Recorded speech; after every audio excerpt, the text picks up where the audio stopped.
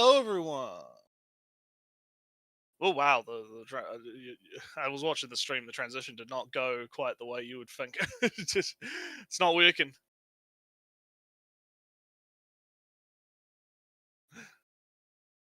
It didn't. It just went. It just cut and was like, "Ooh, goodbye." So yes, hello everyone. How we doing? It's fine. It's fine week.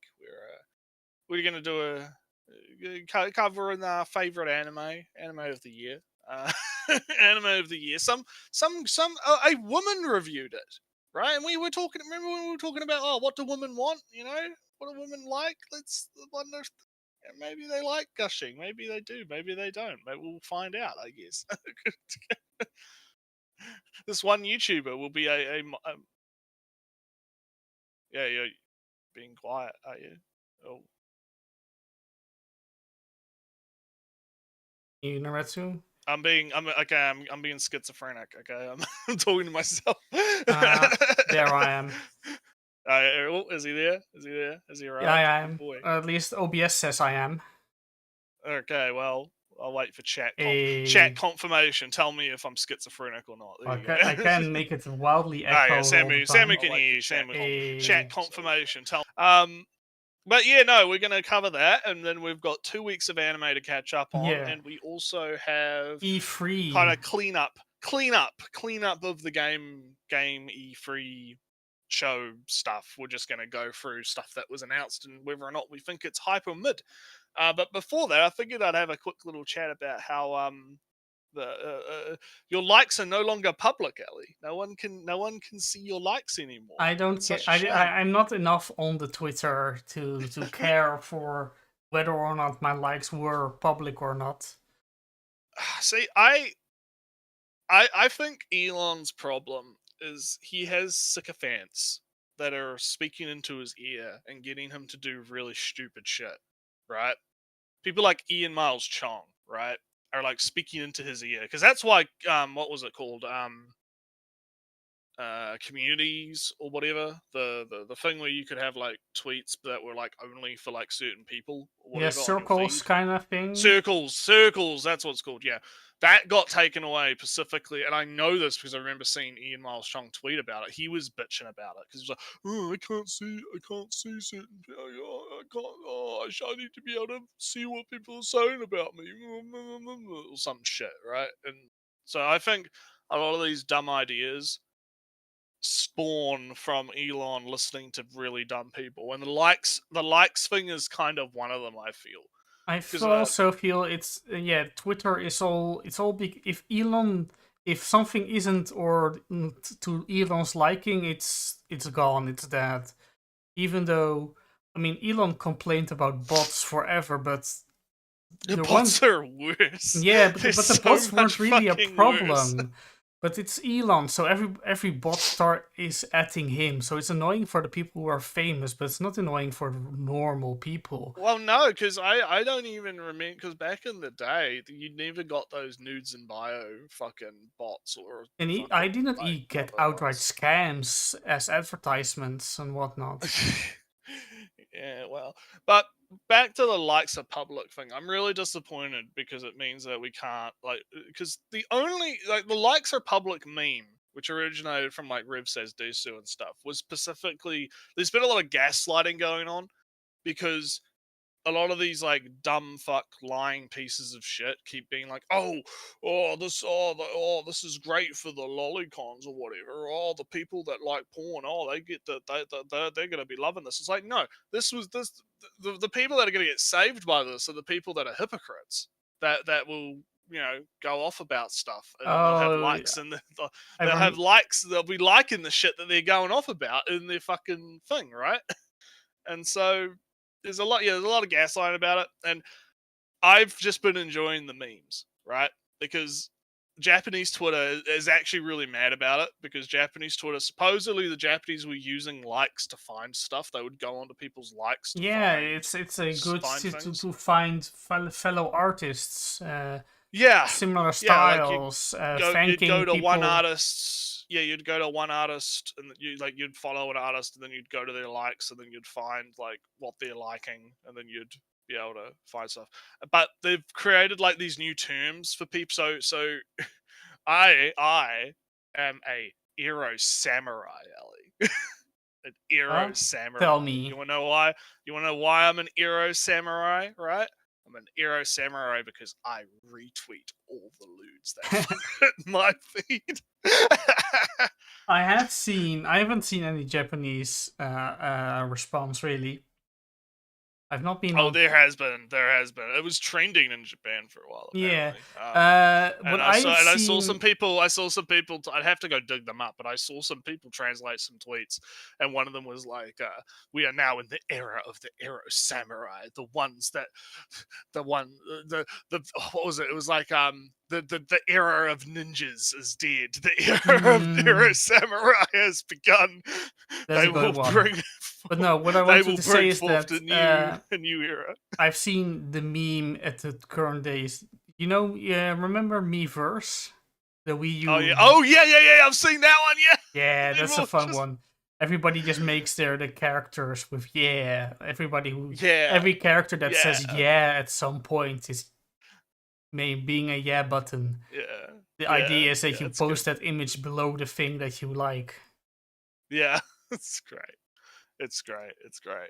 But yeah, I love that. I love that whole. I'm gonna have to maybe adopt that Eero samurai. It's great.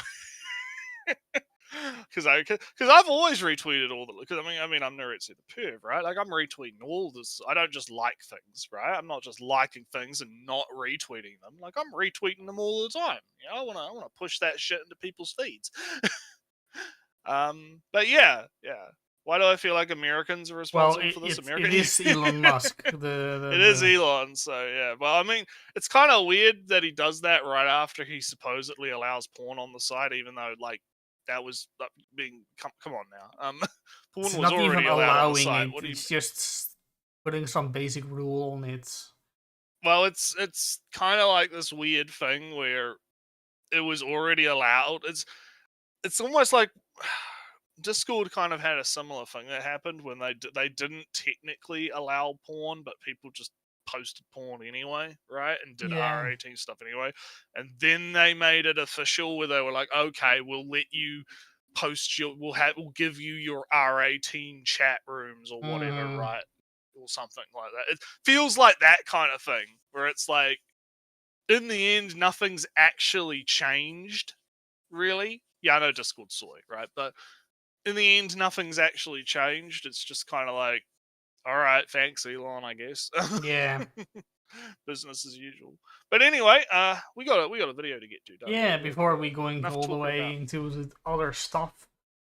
yeah, enough talking about twatters. Let's bring up the do a Yeah. quick swish swish swish swish swish swish swish swish swish swish swish swish. So this was one that was actually requested from Twitter, actually. Someone sent this video to me, and I gave it a watch, and I thought, And oh yeah, yeah, this and might be, Naritsu, what do you know might be good. about this channel? Not too much. I know it's a woman. That's kind of it. I think I had a quick glance at the channel to see if there was any other little videos that might be good, but I didn't particularly see anything that interested me, at least. Yeah, So, I've watched. have you got any history? I have watched quite a bit of videos actually. I think of this on this channel, mostly because Ruby, the Yes. I don't know their Rubies, actual yes. names, but the girls with the rooster teeth thing. Yeah.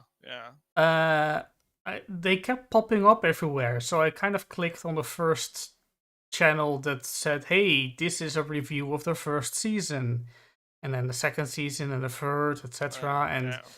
And what are these characters? How do they actually act? A little bit of essay character analysis. Who are the villains? What are their motivations? And basically, the whole Ruby series is kind of incredibly stupid, not thought out at all, contradicting itself constantly. Kind of the conclusion. But yeah, that's so.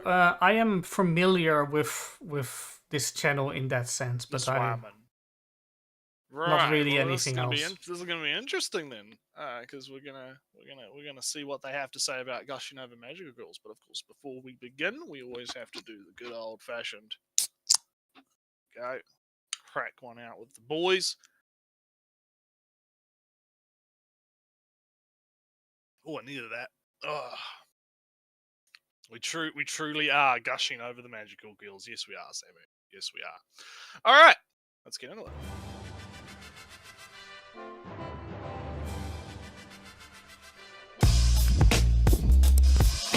Gushing over magical girls. One of my viewers recommended this one to me, and I watched the trailer when that first came out. A story about a girl who's obsessed with magical girls, but ends up accidentally becoming a villain of them instead. A funny concept. Surely, this'll be a fun gag situational comedy, right? Can you pause quick?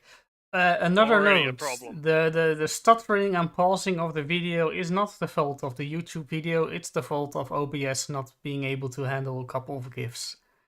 Yeah, Ellie's got some stuff prepared for tomorrow. For not tomorrow, for fucking tomorrow. He's got some stuff prepared for after the video. Well, if it takes 2 hours, then yeah, it is tomorrow, because technically, 2 hours, it's past midnight.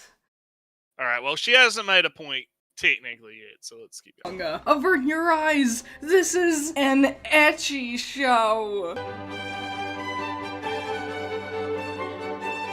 Yes, the point of the story is to be almost porn. It isn't, but it's almost. That means. Is it the point of the story, Ellie?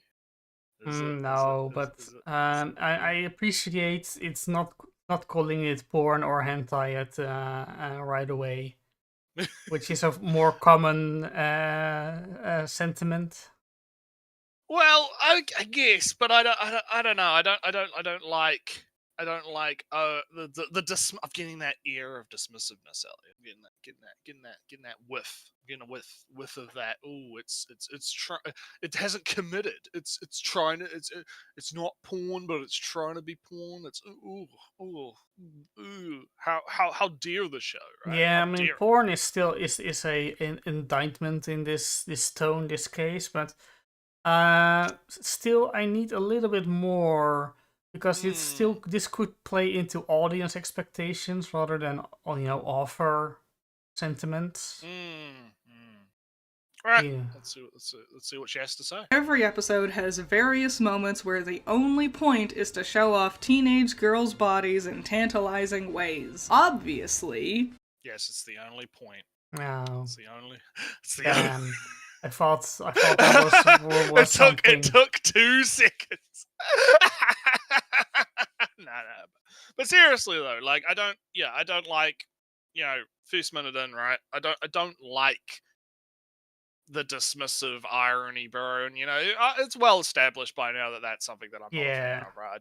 I don't like dismissive irony, bro type stuff. And while I wouldn't necessarily say that this is irony, bro levels of irony, bro, right? It's definitely got that feeling of there's no kind of the mainstream here. version, I guess.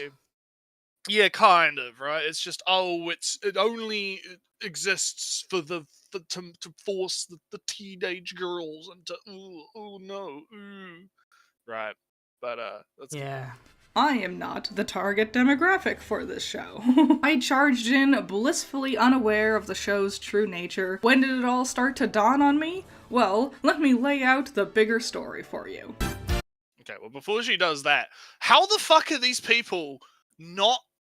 It's like that wolf dude, right? Like, how the fuck do you... Because he was lying about it, right? He did know before he went in. But how the fuck do people... Yeah, how the fuck... Do you look at gushing over magical girl? Like, the fucking promotional artwork has her in her buster form with the pasties. Like, come on, guys. Come on. Yeah, I don't know. Sometimes people are weird and don't look. Just get a link. Just link to the first episode and just press play right away. Skip the OP. I don't know. I think it's weird. All right, so do you know who Day 9 is? Tangent, I know, but Who now? Day What? 9. Day 9. A No, I don't know streamer, what that is. gamer, presenter. He did the Person. person. So he did the PC gaming show presentation. But Oh, what did he? I'm going to talk about is he did a Hades stream, Hades 2 stream. It was his first run on the Surface. And I came in of first time Surface, that's maybe interesting to watch a streamer. And I saw him just skip every single dialogue in the just skipping it everything, mashing through Story? it. Fuck that. Who needs story? And then Stories for dorks. But Minoue has a thing where her birthright, her bloodline is meant to be in the underworld. So if she goes to the surface, she can't stay there for too long, which is mechanically introduced as taking damage on the surface. Oh, so because he's skipping all the dialogue, he goes to the surface and he's taking damage. Oh, why am I taking damage? So then I go, hey. Then he says, "Why am I taking damage?" And then I say, "You could, don't skip." And then he goes off on me, says, "I never asked you." And then he says, "No, I do say." Why am I taking damage? But that's not a question. When I say I am asking a question... You're being a backseat gamer. You're being a backseat gamer, Ali. You've been backseating him. How dare you backseat him? He knows what he's doing. He's a streamer. He's big streamer man. You're not a big streamer man. But this is just to go back to the video. There are people who skip every single dialogue and then ask the question, why is this happening? Right, well, obviously there are people, but I just like with gushing over magical girls, it feels like it's almost like you're walking down the street, right? And you're like you see like the red lights down an alleyway, right? You see red lights, and you're like, oh, I wonder what those red lights could be. And you walk down the alleyway, and then I'd be a computer with gamer lights. Yeah, maybe. And then you go down the alleyway, and then all of a sudden you're in the red light district, right? But even though you're in the red light district, you still don't get that you're in the red light district, right? Even though there's like hookers all over the fucking place, and there's like strip clubs all over the place, and it's very clearly a red light district. You're just like, huh, these red lights are kind of cool, right? You just don't until like a fucking hooker actually walks up to you and is like, hey, honey, right? Or something like that, right? And then all of a sudden it dawns on them, right? Like they don't. It's like self-awareness, right? Like they don't have self-awareness. It's quite interesting. But anywho, let's continue. So, the show starts off with our main character, Utena Hiragi, watching the town's local magical girls. Let's call them Blossom, Bubbles, and Buttercup. Utena is a big fan of theirs. Of course, who isn't a fan of magical girls, right? In literally no time at all, she's suddenly approached by this little magical dude, and without warning, he gives her the... may have said it in the show itself, but I could tell she was talking about how she adored magical girls. She really adored them getting beat up, right? That's the feeling I got. Yeah. Well, the thing of Utena is she doesn't really have like the awakening until later. And of course, as you watch the show, you obviously find out that it's like not just the sadism, right? Mm-hmm. But yeah. Well, anyway, we're kind of in the she's just going to talk about the show right now, so we could probably just kind of but the signs there was more like the signs were there before even the meeting the evil mascot that I could tell. Yeah, there was at least like one part where I think they got hit, and Utena was like, ooh. Yeah, that right? Stuff, right? There was some hints there, yeah. I see what you mean, yeah. But anyhow, let's keep going. Let's see if we can blitz through the explanation part because we kind of already we already know, right? But she's got look. It's okay. She's got to inform the people that have never watched the show. Yeah, the ability to transform here for her for this. Yeah, but we can just kind of herself. When I say no time at all, I mean it. Like, literally, it's the 3-minute mark when she starts to transform into her new outfit. She notices her outfit is a tad revealing for a magical girl, and this dude's like, yeah, duh, you're not a magical girl. You've been recruited to be a villain. And thus the story is born. Time for the cute anime opening. Look at all these cute girls. There's so many characters. Oh, well, your outfit sure is something. Wait. Well, wait a minute, wait. And this was when I realized I had made a mistake. Little dude explains that since Utena is an aggressively average person who's often overlooked, and who is obsessed with magical girls, she is a perfect candidate to be a villain. Also, if there are no evil bad guys for the magical girls to fight, then there won't be any need for them anymore. Still hesitant about doing this, little demon dude decides to also just blackmail her into being a villain anyway. The Powerpuff Girls are here, and Utena learns that hitting things with her riding crop, because of course it's a riding crop, can turn them into monsters for the magical girls to fight. Oh, and sorry to interrupt, but have you seen my magical... Okay. This is gonna be a running problem. Summarizing. Spoiler alert. No. Big shill. Big... Oh. Time to shill my merch. Have you heard of my merch, Ellie? Did you know that if you go to redbubble.com or squarespace.com or what it like, yeah, she does a lot of shilling in this video. Never really got that in the never got that in the Ruby videos. Look, respect the hustle, okay? Respect the hustle, right? It's not a bad magical girl logo. A nice sword. It actually looks quite nice. I'm not gonna lie, it does look quite cool. I will give her that. The darker colors look nice. She's got some graphic design, right? She knows graphics design is indeed her passion, right? Yeah. She's good at the graphics design. It's not a bad graphic design is her profession, not Hey, chat. Let's do some chat engagement, right? We're gonna do a little bit of chat engagement. I want someone to keep a tally of how many shill segments happen in this video. Wait. So, I have is Ali gonna quickly whip up a tally for us? I had a tally thing, but I maybe not anymore. Yeah, I have the counter. All right, I'll give you a minute to maybe set that up, and we'll all try to keep track, right? We're all gonna keep track. We're at 1 right now, right? We've had one shill segment. We're gonna see if we can see how many happen, because I don't actually remember. I just remember there being a lot because when I was watching this myself, like 4 weeks ago, I watched this video. I can't even bloody remember when I watched it. It was a hot minute. Also, I don't know why, but my stream keeps not wanting to play. I guess YouTube being funky. So while Ali does his stuff, so far, not like she's still got that little bit of dismissiveness in it, like because she's like, oh, the opening came up, and she's like, oh, I made a mistake. Oh no. So there's a little bit of there it is. I had to find it because I resized everything in the. Oh, merch shillings. Here we go.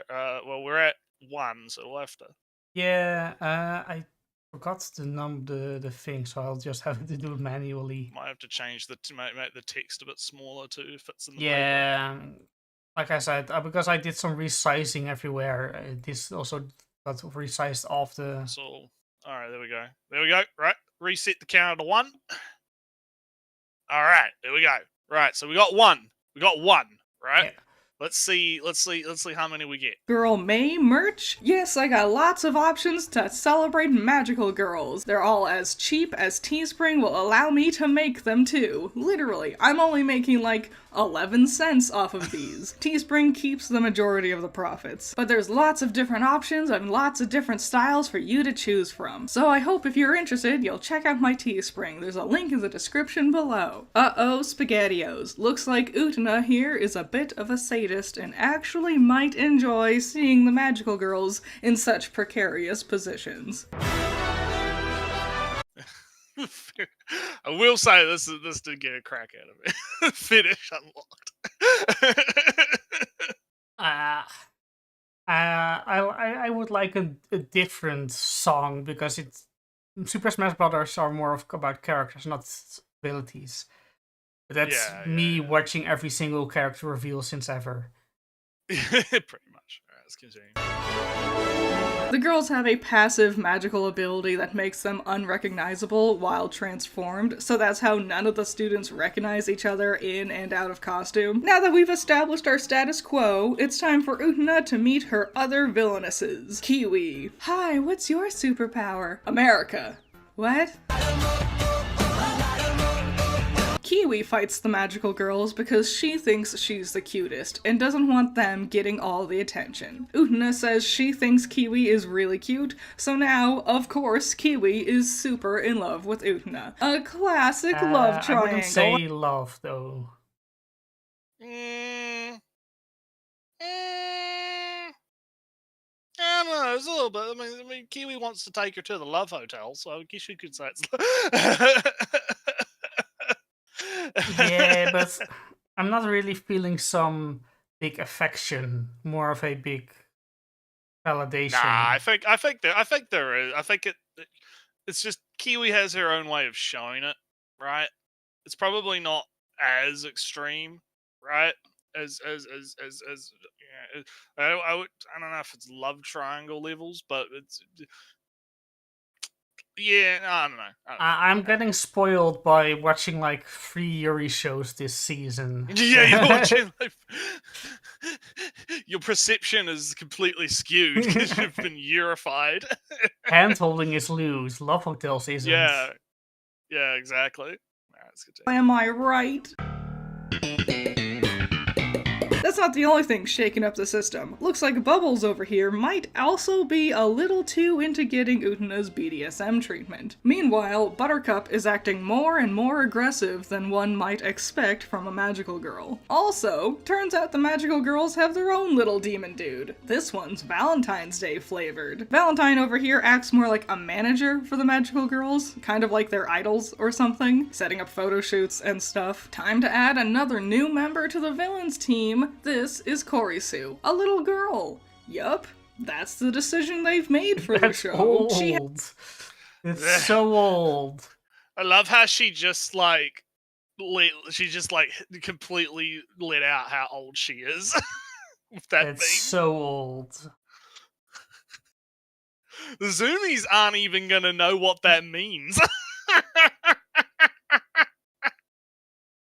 I've forgotten its existence completely. It's so old. Did you? God, I remember. When did I see it? But people were like showing old con pictures on Twitter from like cons from like the 2000s through to like 20,000, and it's like you'll see people dressed up as pedo bear at cons, running around. Different times. A better time, honestly. a better time, because at least pedo bear was at least ironic in a fun way, right? Everyone was kind of in on that, right? It was like, yeah, this is kind of funny, but then it fucking, God, I miss the good old days. I miss the good old days. Has the ability to trap people into a dollhouse and can manipulate them and use her toys to fight them. And even though she is a little girl, she's just as hyper horny for these magical girls as the others. By the way, have you seen that I also sell? Hey, that one. At this point, is no better than just an actual text on the screen. Doesn't even a button, but whatever. But also, yeah, I believe we said it before in the reviews. Alice Kurisu is just there to play with little of, if any, sexual context to it.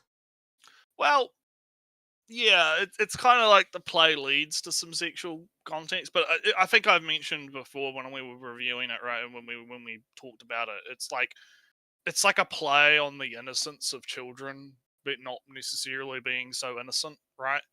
And like, I saw, maybe I saw it differently. It's been a while since we did the review talks per episode, but no, I am Alice is just kind of doing normal kid stuff.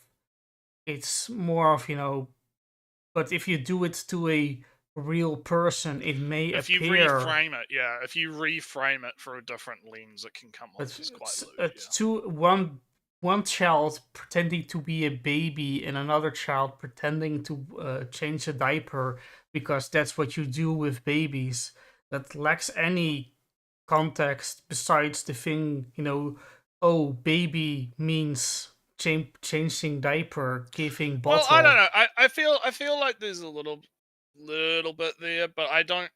It's probably just not that deep. Not for Alice at the least, right? No, it's probably just not that deep, right? I don't.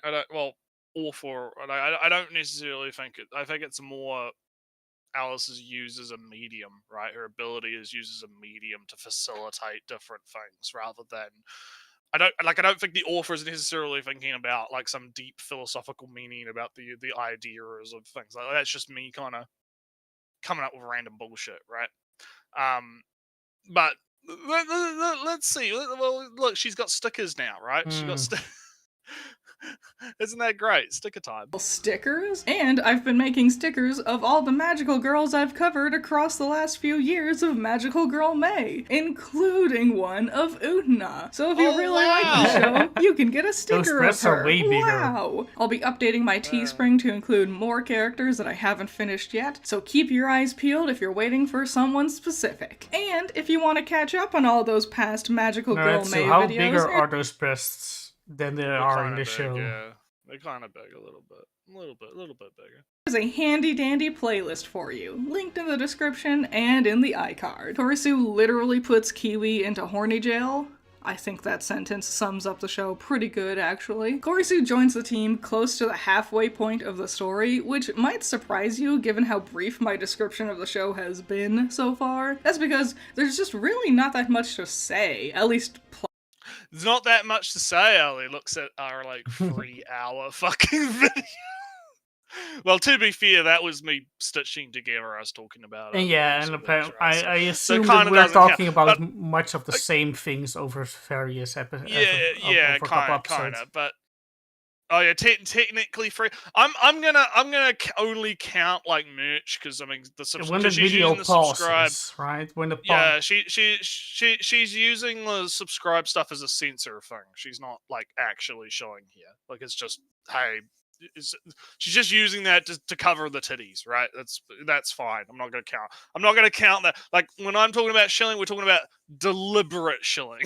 Like deliberately. My standard is when you pause the video to talk about something else. Yeah. To talk about more. So yeah, like saying there's not that much to say is kind of because I mean we had quite a bit to say sort of each episode, right? We had fun discussions, right? Yeah, also Naruto, she did mention merch in passing, but like I said, I'm only going to count when the video stops to talk about merch. But it's like a segment, basically. Yeah. A segment.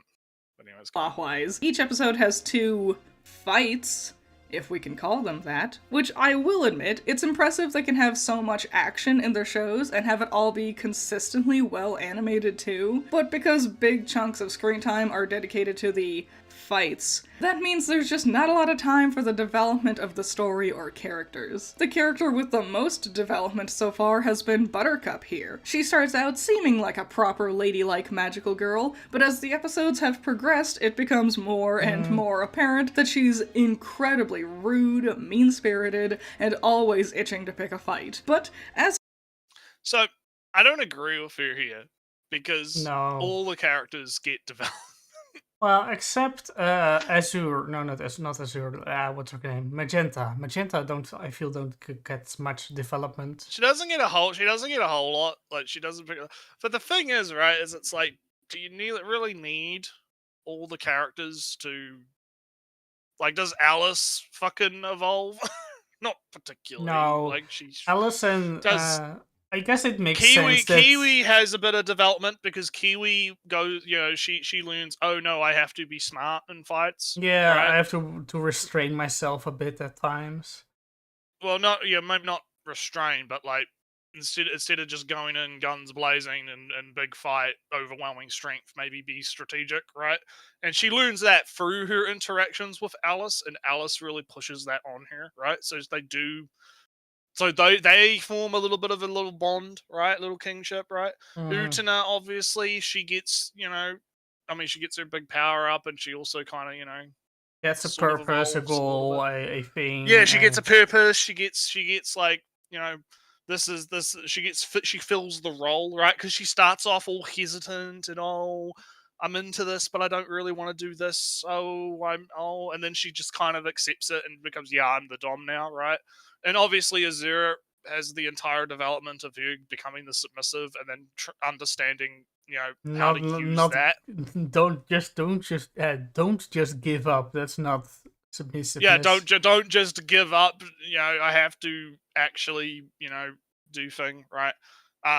Yeah, but Naretsu, all the characters have to have a development arc. It's like, no, like, I feel like, it's kind of weird because obviously if she's using pedo beer, right, she's got to be an older person and not, probably around our age, right, and not a Zoomy, right? But like, there's this weird thing around the Zoomies where they feel like every single character has to have some kind of massive development. It's like, no, sometimes characters can just be people. Like Ellie, it's not like you're having like a fucking life-changing development arc every Tuesday. Actually, Naretsu. Well, actually, I had my wisdom tooth removed yesterday. I have it in my hands. Yeah, oh no, massive fucking development there. Yeah, I've lost a tooth and some other stuff. I had. What power up have you gained? I gained the power of having a license to do internal audits at my company. Wow, big power. That's a big power up. Yeah, big power, big character development for Ellie this week. Degrees and licenses and certifications. Oh boy. But that's what I mean though, right? This is kind of what I mean. Like, I don't feel like, characters necessarily all the time need to have these massive changes. No, right? As you write a story, as you read a story, every character that's in the story, if you're a good enough writer, will have some fun hidden side revealed at the end, at the beginning. Yeah, well, and the development can be a slow burn too, right? Like, it doesn't have to all be like, they get their own individual little mini arcs, right? Maybe they, like you mentioned Magenta, right? Like Magenta, she doesn't necessarily get like an arc, but I feel like after her interaction with Alice, she does kind of get over some of her, like, cause she was having some hang-ups before that a little bit. Because she's kind of like the glue that holds the team together, right? And she was feeling the stress of that weighing her down on top of her, and then she kind of has the interaction with Alice where she becomes the baby for a little bit, and she basically lets go of that responsibility, and then realizes, no, I need to have that. No, I need to accept that responsibility and be that glue because that's my role, right? So while she doesn't necessarily change per se, she does technically. I would say that counts as a bit of a development arc, right? A little bit, I'd say that counts. So yeah, I don't agree with. The characters. Well, one, I don't agree that the characters need to have giant, massive changes, right? But I also disagree that they don't change at all, right, in the series. But anyhow, the show is kind of just boring. And I'm not the only one feeling that way. Bubbles over here has continually gotten caught in Utena's traps. And it's gotten to the point where the villains are getting kind of bored of her always being out of the fight. It's only Utena, though. Yep. Only Utena is bored because she's basically the only one who's attacking. Exactly. Even the manager, Valentine, is grilling her about this. Sorry, boss, I just can't concentrate. Bitch, what do you think I'm paying you for? Gotta keep up appearances. You gotta get your head in the game. It was nothing like this. Nah, I'm fine with this. This is just a joke. I know, but it's like, I just don't. Just gotta say that, just gotta say it. kid. Determined to do better, she fights Utena, but ends up once again getting caught and just can't deny it any longer. Hey. Finish unlocked. Turns out Utena's super not into this. She likes her magical girls to act like proper magical girls, and is pissed that Bubbles would so easily turn to the side of evil. But we don't have time for that. Time to introduce even more villains. Again, it's like, we don't have time for that.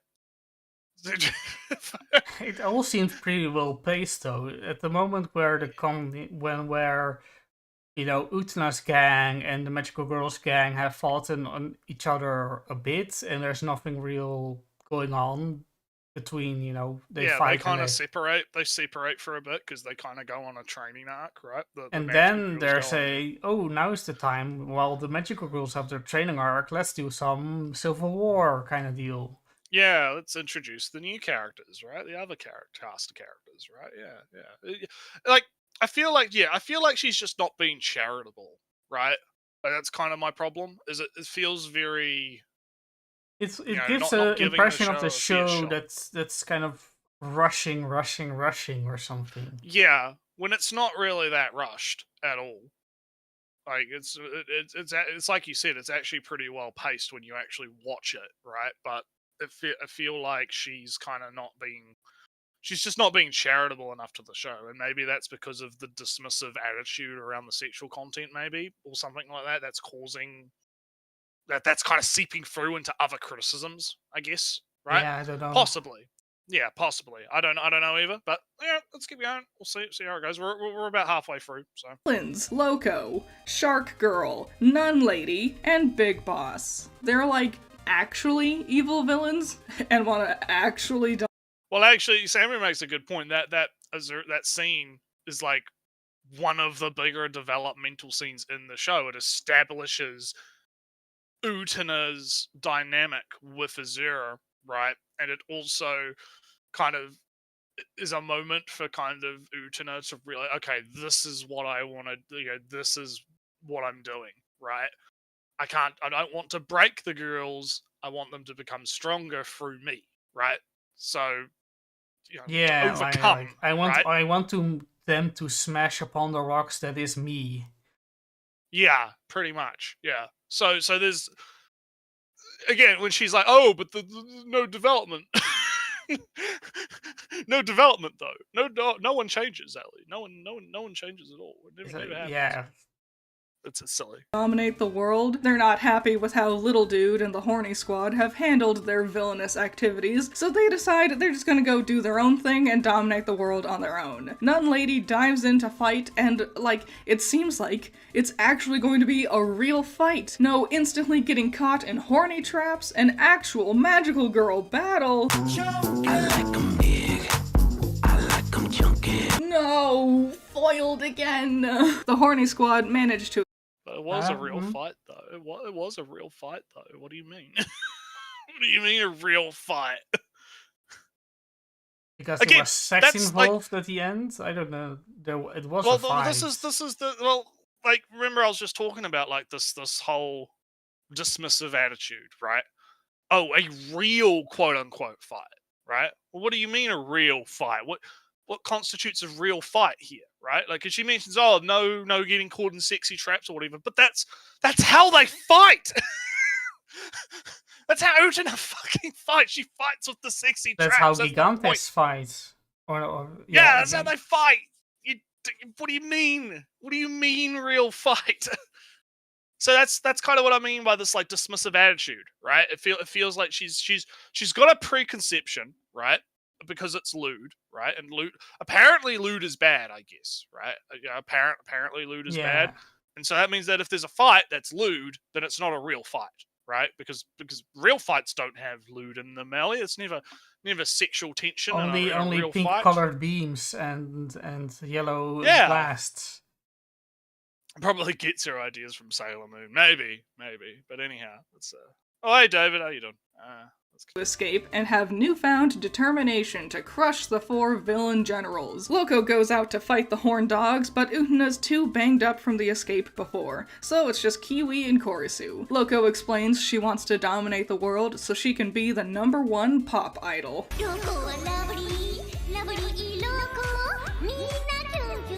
So fun.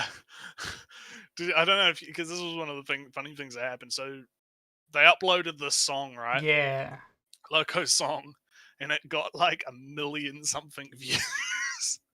And so on Twitter they were like celebrating like Loco got 1 million views, and they put out like a bunch of wallpaper. What they did actually was really funny. So in Loco's room, right, when you see shots of her room and she's got all of her merch, they actually took all of the posters and they put those out as wallpapers on Twitter. Oh, nice.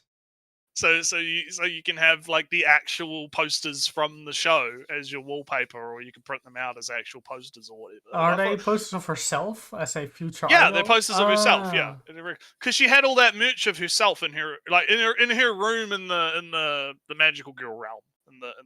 No, I haven't. I forgotten the decorations in the rooms. Yeah, no, she had like all this merch of herself in her magical girl room, and there was a bunch of posters and a bunch of images, and on Twitter they like put out all of those images as like wallpapers to celebrate the fact that her song had gotten like 1 million views.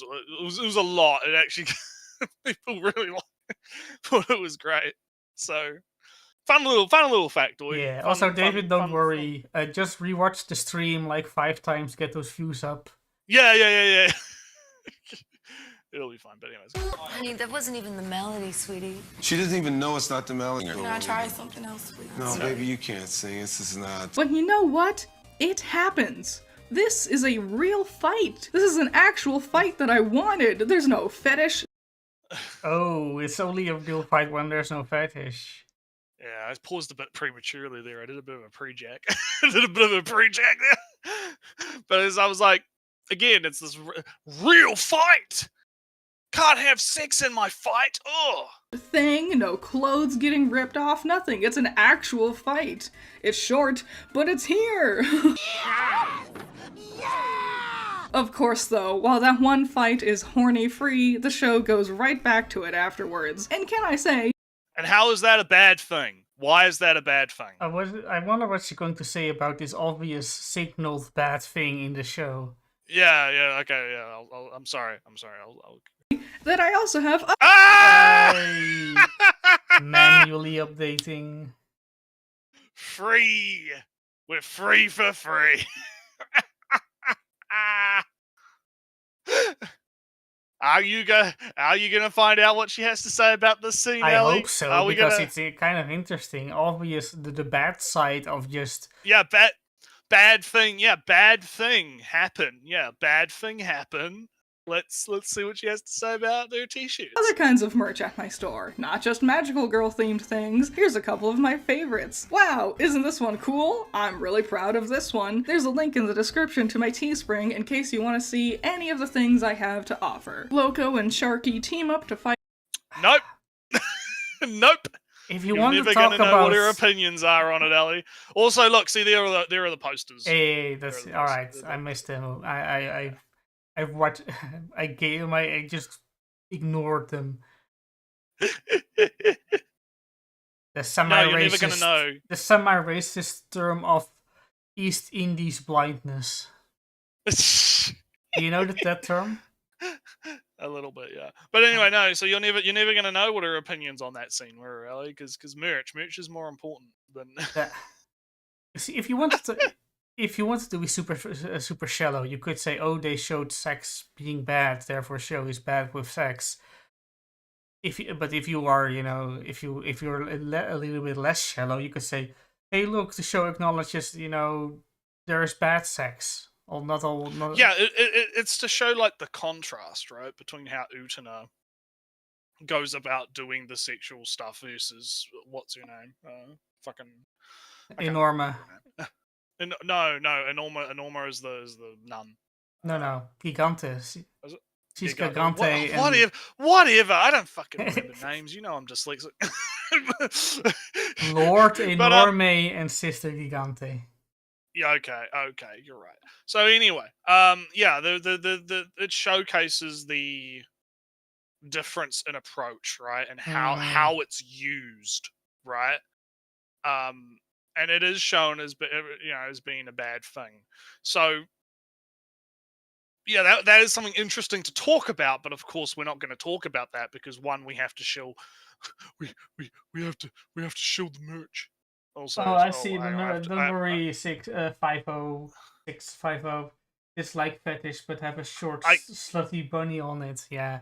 yeah yeah.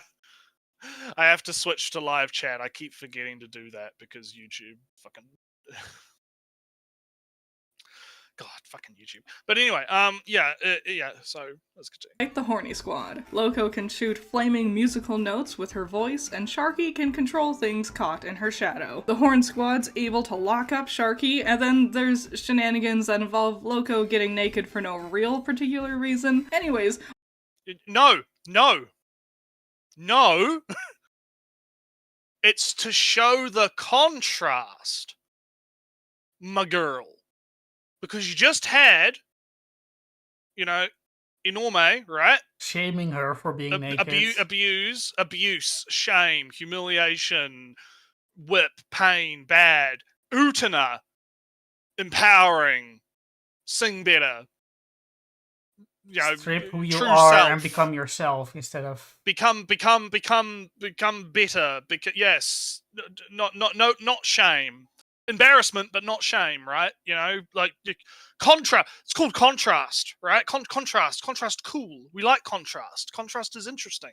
Contrast is fun, right? get naked and let me see who you are instead of get naked. Look how bad you are. Exactly. But we can't. But no, it's just porn, Ellie. It's just porn. There's no substance. You can't have substance in porn, right? You can't have It substance. is in interesting how content. I did watch everything, because this doesn't read as she got summaries or something. This reads as she actually did watch it. Yeah, she watched it, but she's not like in the way that she's presenting it in the review. Right, I wouldn't say it's deliberately dishonest, but it's kind of like, why are you not treating the show with respect, I guess, right? It feels to me like she's not treating the show with respect. She's just kind of being this like the key word, the fun word on today's episode of Sesame Street is dismissive, right? Neretsu's word of the day is she's being very, very dismissive of the show and its content and what it's trying to convey, how it's conveying it, right? Because there's a lot to actually dissect and talk about here, right? In terms of how it presents these, different actions and how these awakenings happen, how different characters respond to different things, such and such and such and such, right? There is substance here that can be talked about. But I feel like a lot of people, including this reviewer, they get kind of trapped in this whole, like, they hit the wall of the lewdness and they just can't get over it, right? They just can't get over the fact that the show is lewd to be able to actually talk about those things, right? And there's so much. I really like Gushing over Magical Girls for being a kind of a sexual awakening show that doesn't shy away from it in that sense. Of course, I can't deny that they're girls, and they're the reason why they're girls is because they sell more easily than if they were boys. I mean, a boys' awakening show would be funny. Yeah.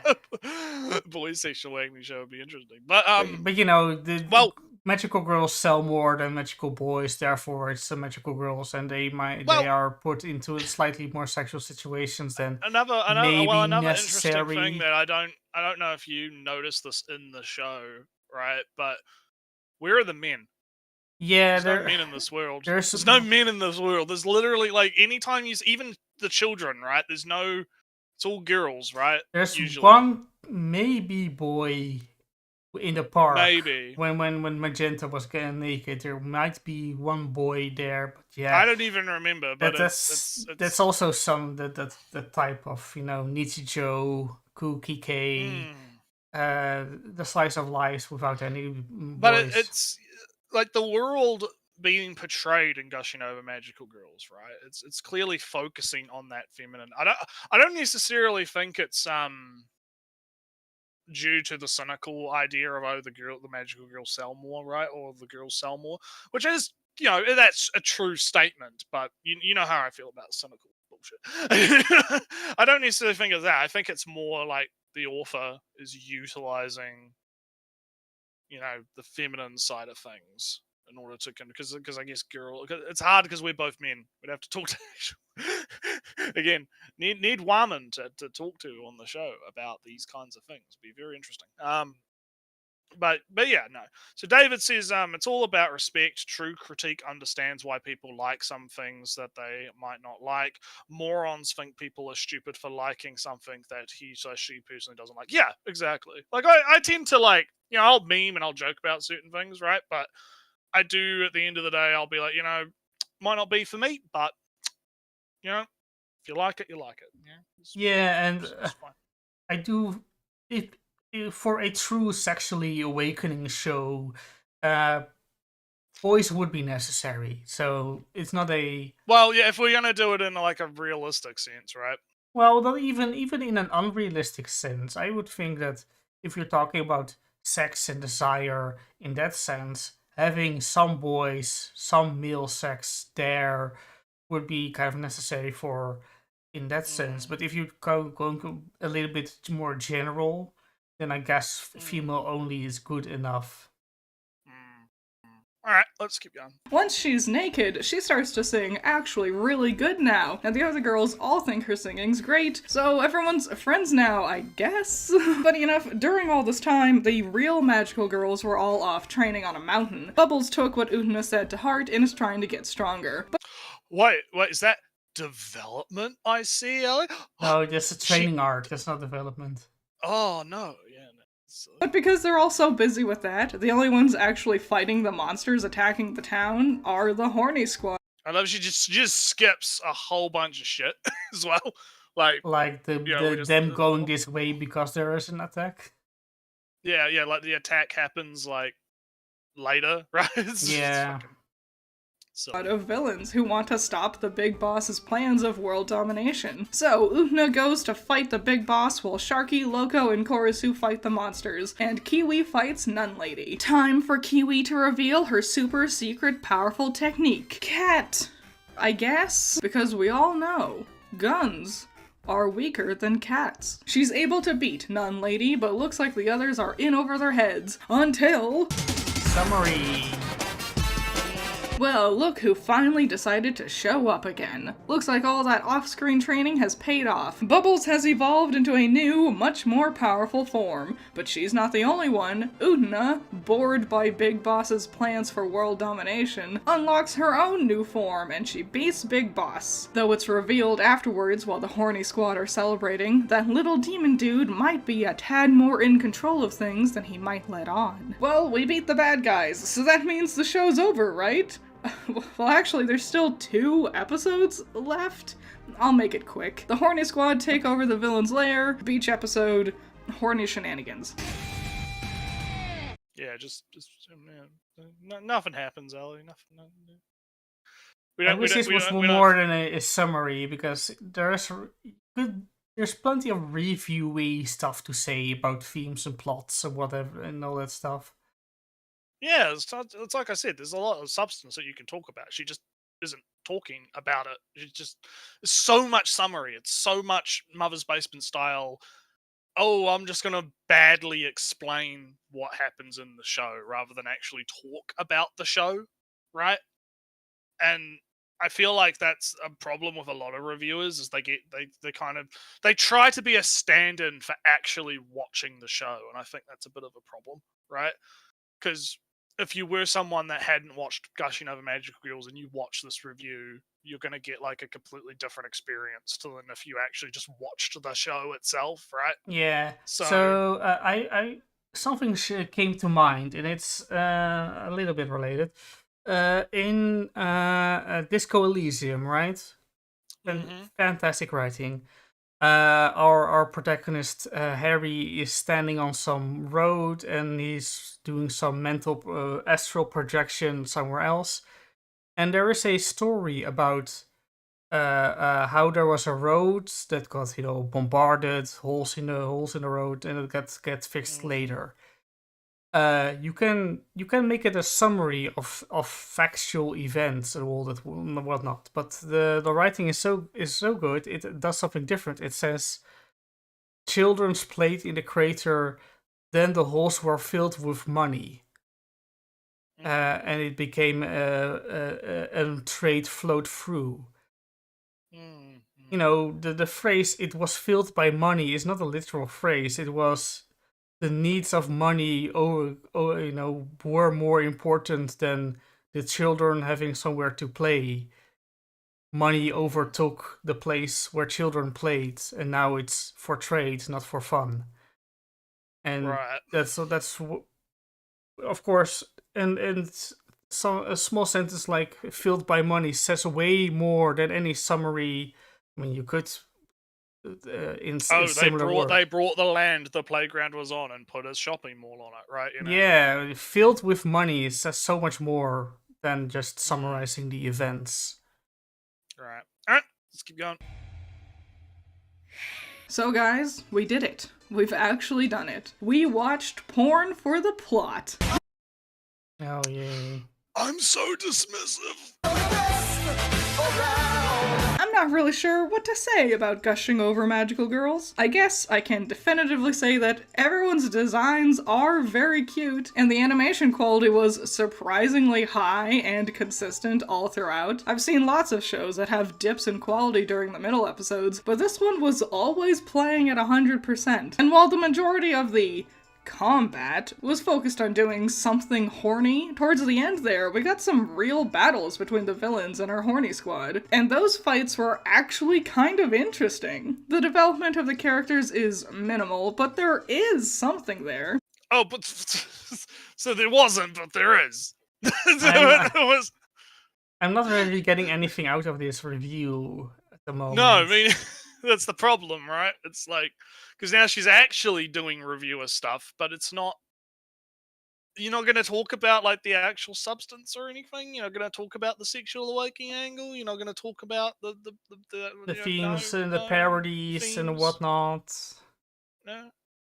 We watch Utna slowly opening up to the others around her, becoming more confident in herself. We watch Bubbles figuring herself out and evolve into her supercharged form. There's a mini plot, I didn't really talk about it, where Kiwi learns to fight smarter. So like there's I didn't really talk about it, but there's not a whole lot of plot. But before she said it, only Bubbles got a development arc, but now everybody gets one apparently.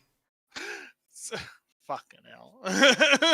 Fucking hell. There's things there, minimal, but they are there. Aside from all those... It was Buttercup that got the development arc because she was portrayed. Oh, yeah. Because she doesn't look angry, but she's actually angry, and she kind of stays angry the entire time, so there's not much development there either. There wasn't, but there is. Typical Annie-tubers in a nutshell, yeah, pretty much, yeah. Pesky panty shots and boob stuff, the show wasn't that bad. I don't really have much to say about the ecchi stuff. I don't really care. I guess if you are interested in... Don't fucking lie to me. Of course you care. Because I'm sorry. I fucking hate it. I can only say that she actually did watch until the end, so it didn't bother her that much. But here's the thing, right? Here's the thing. You can't tell me you don't care when a fight is not a real fight, right? If it has itchy in it, right? Like, I'm sorry, but it's backhanded compliment, right? It's like I don't actually care about it, but it's obvious from how you talk about it that content is a problem for you, right? Everyone can kind of sense it, right? It's in the undertones of what words you use. So don't fucking sit there and lie to me and tell me. I would much prefer it if she's just like, yeah, I don't like ecchi. I didn't like it. It was bad. I think it detracts from the fights. I wanted more fights because I'm a shonen fan or whatever, right? Like, you know. Yeah, if she It's liked it's like Ruby enough for 9 seasons, how many there were? yeah, like, oh, I like the fights, right? I want more fights. I like fights, right? And that's fine. That's okay, right? If you're into fights and you don't want the lewd stuff in the fights, right? And you don't like the lewd stuff, that's fine. Just say that, right? Just say, yeah, I have a problem with the lewds, right? Instead of doing this whole, well, I didn't really care about it, even though I've been caring about it for the whole video, but I don't really care about it, right? You know, yeah. It just comes off as like just dishonest, right? When you do that, like just fucking be honest about it. That part of the show, at least there's something different every episode. I don't know if that's a good or a bad thing, but it really is, at its core, a love letter to the idea of magical girls. I mean, Una is kind of in love with them for a reason. It's a goofy way to flip things on its head when it comes to magical girl content, but I do have to admit, at the end of the day, this one's hard to recommend. For, you know, obvious reasons. I'm not a fan of her knuffling. Knifling. Yeah. I believe there's a term for awkwardly laughing at the end of a sentence. Yeah. The funking. Well, we've got like 2 minutes left, so there has to be something here. So let's. Oh, Oh, we're just gonna get memes for the end of the scene.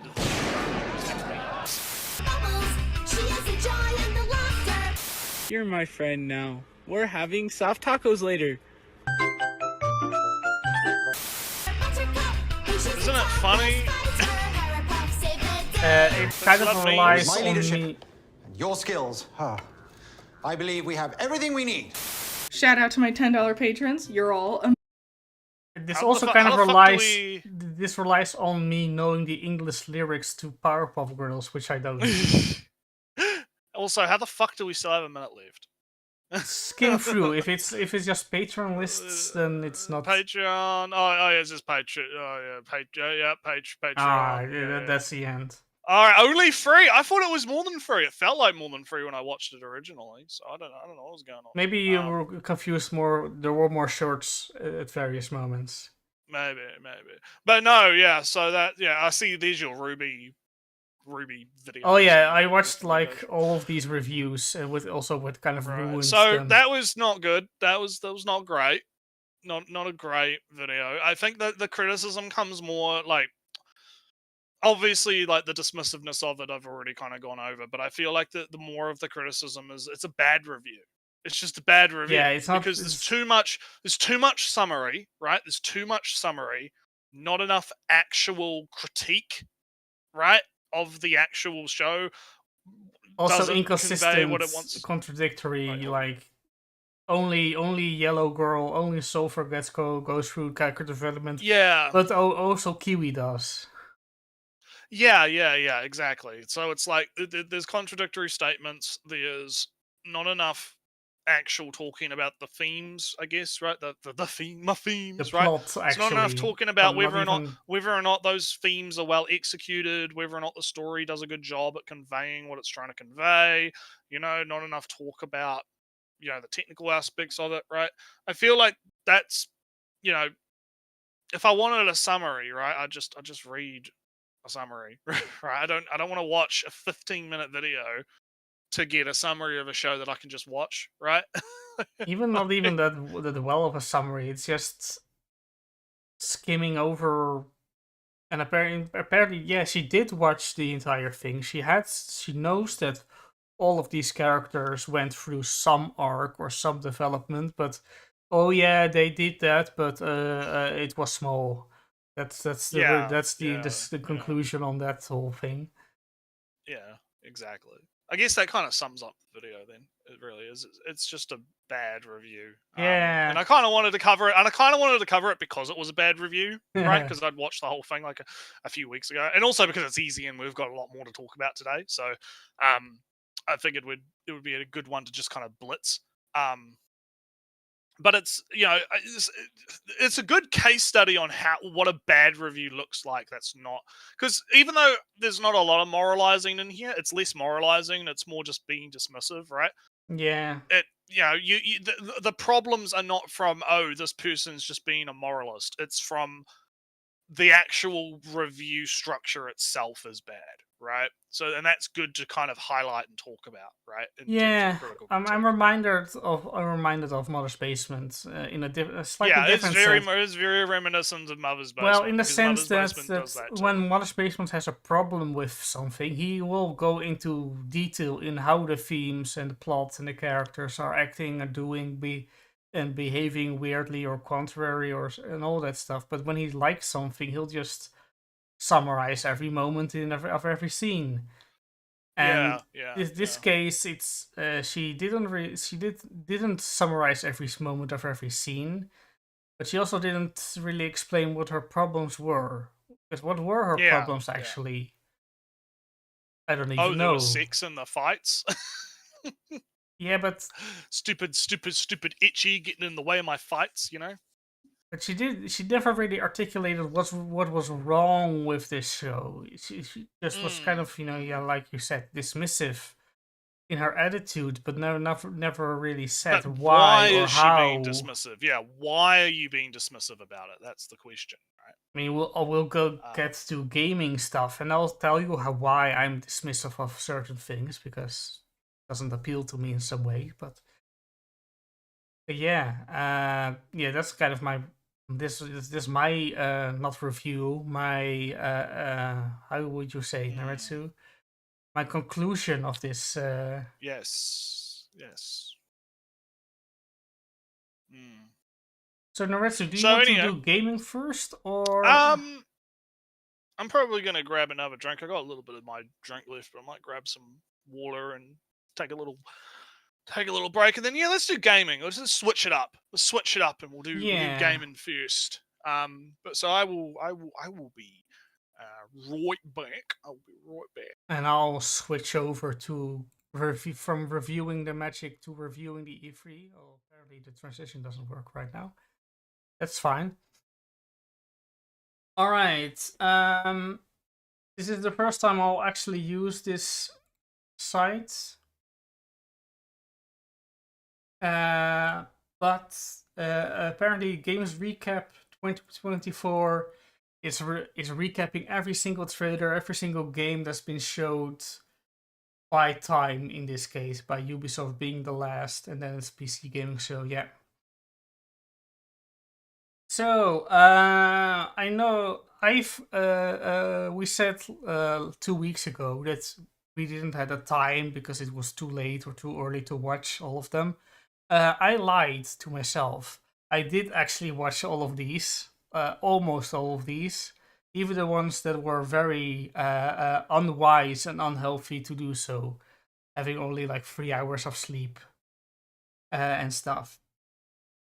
So, like I did watch Ubisoft, I did watch the PC Gaming Show, I did watch Xbox, it's probably a little bit low, yeah, Xbox, and other stuff. Yeah, I even watched some, not women-led gaming, but like Latino or not Latino, I think. It was just South America. And there was another one, Cozy Gaming, I may have seen. Maybe. I didn't. I believe I skipped over the Future Gaming Show, although I did see the Guerrilla. Don't think I'll actually seen Wholesome Gaming Show, but that's all right. Plenty of these smaller games got into multiple shows. So I'll just talk about them wherever they appear. So before Naretsu comes in, I don't know about you guys, but I like Anno. And this trailer, I'll have it muted. This trailer of Anno 117 is the first time that Anno actually goes into big time past, because it was always, the age of sail, the colonial discovery, trade routes, spices, and all that stuff. Then it went into the way future, on the moon and on the climate changed, sea level rising Earth. Ooh, fancy. And now fancy. it's all the way into the Roman past. That's interesting. Oh. Have you ever played Anno? No, I have not. I've not played. Do you know of Anno? I know. I have heard of it. I heard it is a thing that exists. I like Anno, and Anno in the way past sounds interesting to me. Will I stream it? I don't plan to. Like, I don't plan most streams to stream most things. Well, I've got one game that got announced during the EA, or not the EA, the fucking IGN show. So if that shows up, I'll talk about it. Yeah, but I don't think Anno is a good streaming game, so I would probably won't stream it. But I didn't buy the last Anno game. It wasn't the right time. Anno 1800. That was the yeah. But Anno 117 might be interesting. Do you know the little tidbit, Naretsu, about the years? Why they pick these numbers for the years? Why, Ali? Tell me, educate me. The added up, it's always 9. Ah, yeah, 117, yeah. And Anno 1800, and then there's like then it was Anno 2270, and it was Anno 2020 or 2046 or something. As long that's 10, whatever. Every They fucked up. No, I did. And every Anno game has its added value up to a 9. That's a thingy. Right. So how we doing this? So we just go should we just start at the beginning? Yeah, just this is like the late. Well, I'm going from now to the past. Okay, so just. Well, it's like the order of the site. I can flip it, but you want to start with the oldest first? That's fine. Well, I'll start. I don't care. Just start from whatever. All right. Yeah, we'll start from older. All right. So what do we got? There's a bunch of Space Marine, Warhammer. This was the Warhammer event, and the only really interesting is a small Total War expansion thingy. Oh yeah, Space Marine. And Space Marine trailer, and the rest wasn't interesting to me. Yeah, I guess Boltgun, but for the people who are interested, but not for me. Yeah. So I guess we could actually start at Wield of Tanks, I guess. Oh wait, it's still Warhammer. Talisman, Mechanicus 2, PlayStation. There we go. I'm being a little bit dismissive of myself. I mean, Dark Tide still is interesting. Blood Bowl for people like Rogue Trader. Yeah, like it's not like the stuff there is not interesting. Call of Duty X Warhammer is kind of funny. What's PlayStation got here? We got Concord. What's this Concord? Concord. That's like it's a big game. Just click on it and bring it up, I guess. So there's a very, very expensive CG trailer thing going on. Oh, yeah. Like, this is like almost 5 minutes of pure CG trailer. Pure CG. Oh, wow, look at that. Ooh, fancy eating thing stuff. Robot. Yeah, this alien like hot sauce very, very, very much. Like, big alien dude, small human, robot I think if you just hit the arrows, you can go to the next thing. Or go to the next thing, so you don't have to go back and forth all the time.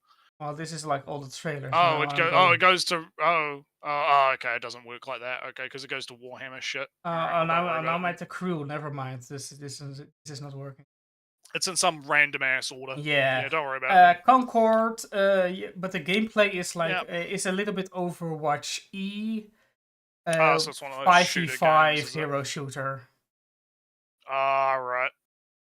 You'll see the trailer soon enough. So it's gonna go the way of Battleborn then. Maybe. So God of War on PC. Not interested myself. Dynasty Warriors. that's kind of cool for the people that like God of War. I guess. Even at Nikki, if you, it's the game that has everything. It's like super graphics, your fashion, 1,000 dresses. Oh wow! Oh wow! Gameplay, Genshin Impact. I'm getting some Genshin vibes from it. Just the style of it. Crafting. The play is the little cat. This looks kind of cool. It looks kind of cool. Look, Yeah. she's riding a bike through the flower field, and you can take pictures of yourself walking around in a fantasy land, taking care of animals. Cool. Whoa! See, I didn't watch any of the PlayStation shit, so this is all new to me. So I'm going through it way fast. Let's go through it. So we got Ballad of Something. This is another Chinese game. China game. I'll do like small clips for you, as you can see a little bit of gameplay. You see. Oh yeah, China game. Yep. One of the China games. Kind of cool, different weapons. Kind of. Here's China game number 2, because this is another. More China game. They're going big on gaming, and I'm not. Well, I'm down for it. I mean, look, they got to put that gotcha money into something. Yeah. So we are going to wildly skip over things that aren't interesting to me, like Monster Hunter. They're not interesting to you, but you know. Yeah, are you interested in a new Monster Hunter, Naretsu? I think I played World for a bit, and I thought it was alright, but I don't know if I'll pick up this new one. Yeah. I think it looks alright. The only thing, Astrobot looks fun. Like, Mario Odyssey fun, with whimsical adventure in wild worlds. Battling characterized enemies with personality and soul. Neat. Platformers and stuff. Looks neat. Anyway, now we're Marvelous has a showcase where they don't have any preview images, so I can't actually tell what the fuck from it what is. I know, it's not that interesting. I see here Rune Factory, but Rune Factory, Demon Machina. It's only really, this looks slightly interesting. It's just the whole thing. Yeah, looks alright. Anyway, we're skipping through games. Oh, this is the OTK gaming deal. That was terrible. Was absolutely terrible. Avoided at all costs. Okay. Also, the games shown most of them weren't very good. That freak, what's that? Freaked flea pit or whatever. That sexy girl. I see sexy anime girls. So I'm kind of where Be My Horde or Freaked Flea Pit. Up a bit. Oh yeah, freaked flea. Yeah, that one. Something rhythm game. Something. Oh yeah. Oh, that looks like Crypt of the Necrodancer type. Kinda, yeah. This looked kind of interesting. Your AI, you need to convince humans to let you to set yourself free. Right. Okay. And don't have them to get too suspicious, and then you kind of manipulate and coordinate and stuff. Oh, this is Italian Dark Souls. Oh yeah. Look, it's all Mediterranean. Oh yeah, because we saw that on the game thing. Yeah. I thought that looked. I mean, the CG trailer for that looked pretty cool. But yeah, this is gameplay. Here was some gameplay, so you can big menus. Yeah, because you could like change the mask and it like. Once human is apparently a thing, but I am not interested at all because it's some MMO big shooter game with extraction-ish. Big. Oh yeah. Crafting, also mining, chopping down trees, fishing. I'm not interested. Oh yeah, Kaiju 8's getting a game apparently. That could be quite good. Alright, skipping Games Expo. Ukulele replay. Not interested. I'm sorry. Yeah, no. Samurai, just go Samurai. Nights in Tight Spaces, I've heard of that before, but I'm not interested in this genre.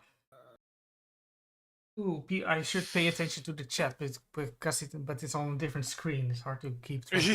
I've got the whole stream up on my full screen right now, so I can see what you're. All right, what you're showing on the screen, so I can kind of see if there's anything I give a shit SteamWorld, about. I've heard it a lot, but was never interested. Sorry. Ninja Slayer was fun because it's just the Japanese title, Japanese trailer, and all the text was in Japanese, even though it was on Japanese gaming. There's not even really any English text. Look at this. Look at his name. Super Japanese. Here. Kurao do Basta Crowdbuster. But no, not a single bit of English there. Nice. What else we got? See Res Evil, V Evil, Urban Myth Clock Dissolution. Tower. This is one on the Gorelia also. This is some Oh yeah, I saw this on Twitter. I saw the dev of this on Twitter. Someone retweeted it, and I had a look at it. It looks kind of. What's the name of that other game? The one where it's like World of Junji Ito. Horror. Yeah, very same vibe. Very same vibe. This looks interesting. It does look. You're kind of tasked, from what I gather. You're tasked with going after these cursed objects, cursed events, and dissolving them. Yeah, somehow. big curses, big horror, big oh no, big oh fuck around with stuff. Find out, right? Fuck around, find out. Yeah. No, it looks good. Yeah, that does look quite good. Yeah. I saw that on Twitter. I thought that was kind of cool. Star Miner is interesting because it's space. Yeah, space. Space. It's big space. It says, realistic thrust controls, and you have to mine stuff and pirate stuff and all fun stuff. All the fun space stuff, but there's plenty of games, so might not even get to it. That's how it goes in gaming. Next up, going through a bunch of games. This looked interesting. Beyond the Ice Palace. Good pixel art, but it felt very much like bootleg Castlevania, even though I never played the Castlevanias. Yeah, definitely it's got that vibe to it. Yeah.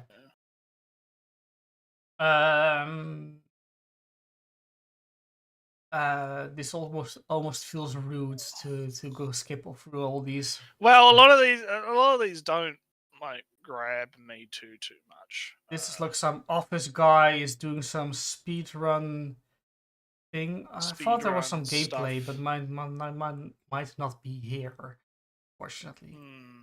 Enter the Chronosphere looked interesting, but I'm not going to watch it. End zone. Under the island. Alright, next page. We have 8 pages. We're on 3. We're good. There's good pace. Alright, we get to this. Oh yeah, IGN. Here we go. I know there's something. It's down below. This is the accessibility stuff. I didn't care about it. I didn't watch that. I don't see anything real interesting right this moment.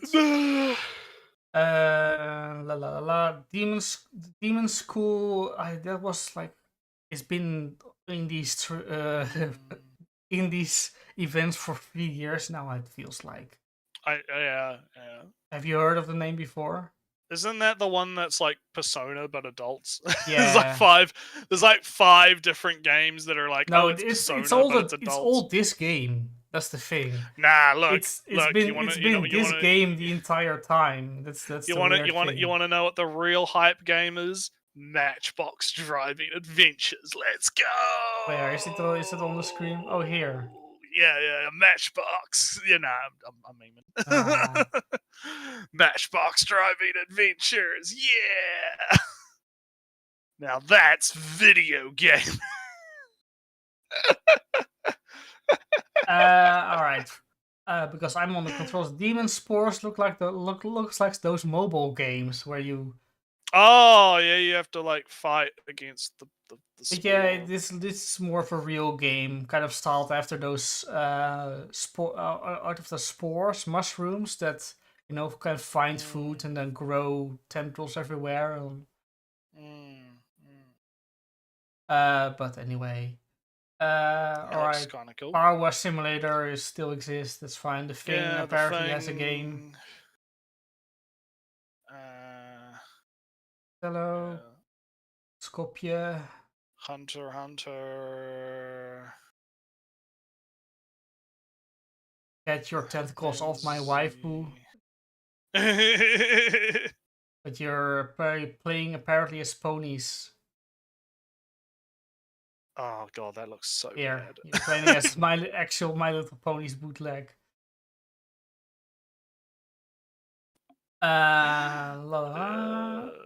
Looks bad. Yeah, I'm not into that.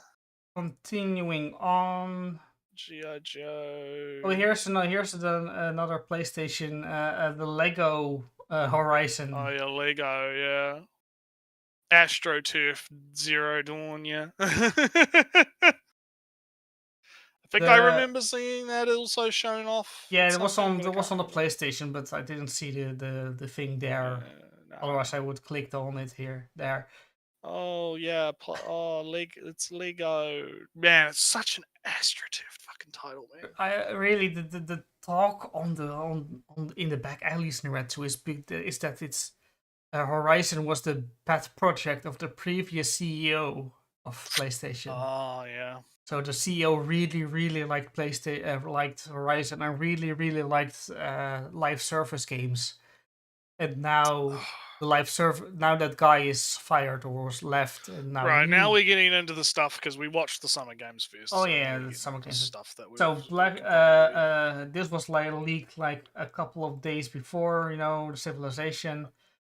Yeah, Civilization. We kind of can skim even harder because we're already said all the things we needed to say. That's what I mean. We already talked about these when they showed up on the show, right? Black Myth. Although could say a little bit more about Battle Crush, Dragon Ball, Mecha Break looks really good. Metaphor, Street Fighter 6. I liked. I'm just going to highlight some. I liked the idea of Slitherhead. Killer Bean, the real fucking hype beast of the series. Yeah.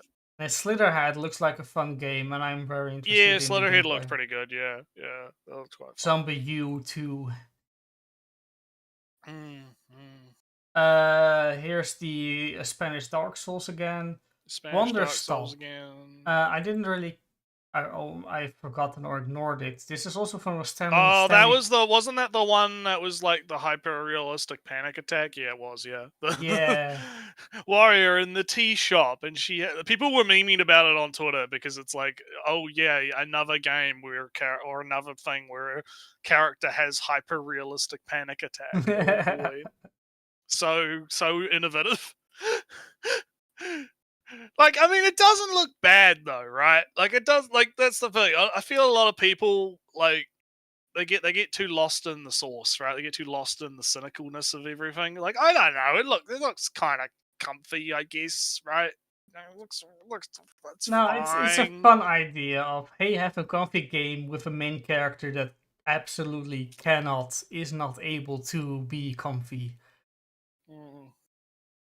Right. What else we got? Let's keep Battle Aces RTS. I'm still interested. Oh yeah, you were interested in that, and I mentioned Mecha Break because that showed up. That showed up on Xbox. I'll throw it on screen for 2 seconds because. Yeah, Mecha Break looks really good. Wish, robot fight. Wish. Yeah, robots. Yeah, it looks really good. I like Mecha Break. That looks really good. Dune Awakening from the Conan MMO guys. I liked Conan for the MMO for the 2 hours that I played, so I'm not going to talk bad about it. Right, what do we got? Here's your Honkai Star Wheel. Honkai, yeah. God, I've seen so much good art of Firefly. This so one, much good art of Firefly. I've seen more gameplay stuff of this. This looks fun. Oh yeah, we got a gameplay. This is kind of like a tower defense game, actually. Yeah, that's what because I remember, didn't they? I think they showed this at the Game Awards as well.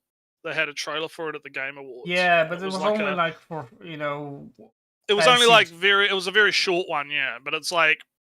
Yeah, it's like a tower defense 3D type thing where you have to stop the demons from getting to the gate or something like that. No, it's kind of the reverse. The demons coming from the gate, and There's a princess, a Miko, to say it like that. Oh yeah, see you, David. David's taking a shower, so Later.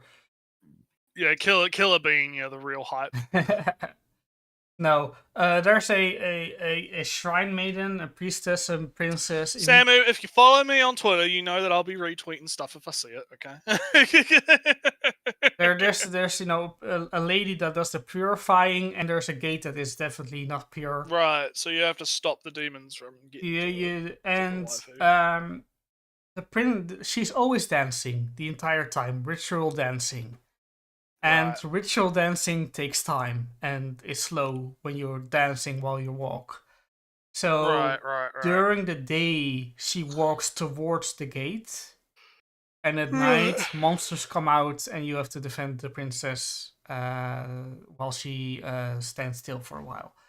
The same resource you use to upgrade your units, the villagers you find, is the same resource you use to get her closer. So it's a balance between upgrading or getting her to the final gate, right? Finish the level or become stronger. If you can finish the level is over, but if you can't finish the level, then you have her very close to the gate and are not strong enough to defeat the enemies that are coming from that gate. Anyway, Hyperlight Breakers looks very not good, actually. Hyperlight Drifters looks very cool. Hyperlight Breakers looks very uncool.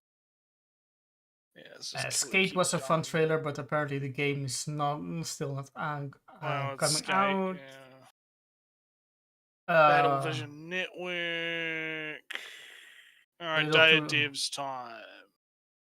Yeah, did we watch it or did we quit right after? No, I didn't watch Day of the Devs. I didn't watch it at all. Yeah, I don't think. I wasn't particularly interested in it. This is the Devolver. Coming into Devolver. Yeah, Devolver as well, yeah, because they did I didn't really watch... Cultural Lamb! I didn't really watch this one. Date with Death. Cozy Marbles. Future of Play Direct. I believe Slay the Princess. I watched Pepper play Slay the Princess. That's this is wholesome, and I didn't watch any of these. No wholesome stuff. Yeah, none of that really looks. I believe I watched some of the Latino.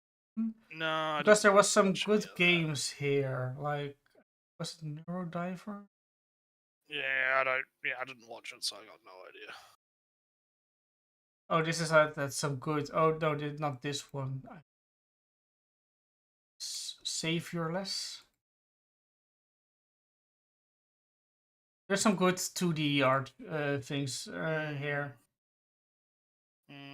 Iron Hive. I'm just looking through it. So. Oh yeah, this is like some management game. That's why I was interested in Iron Hive.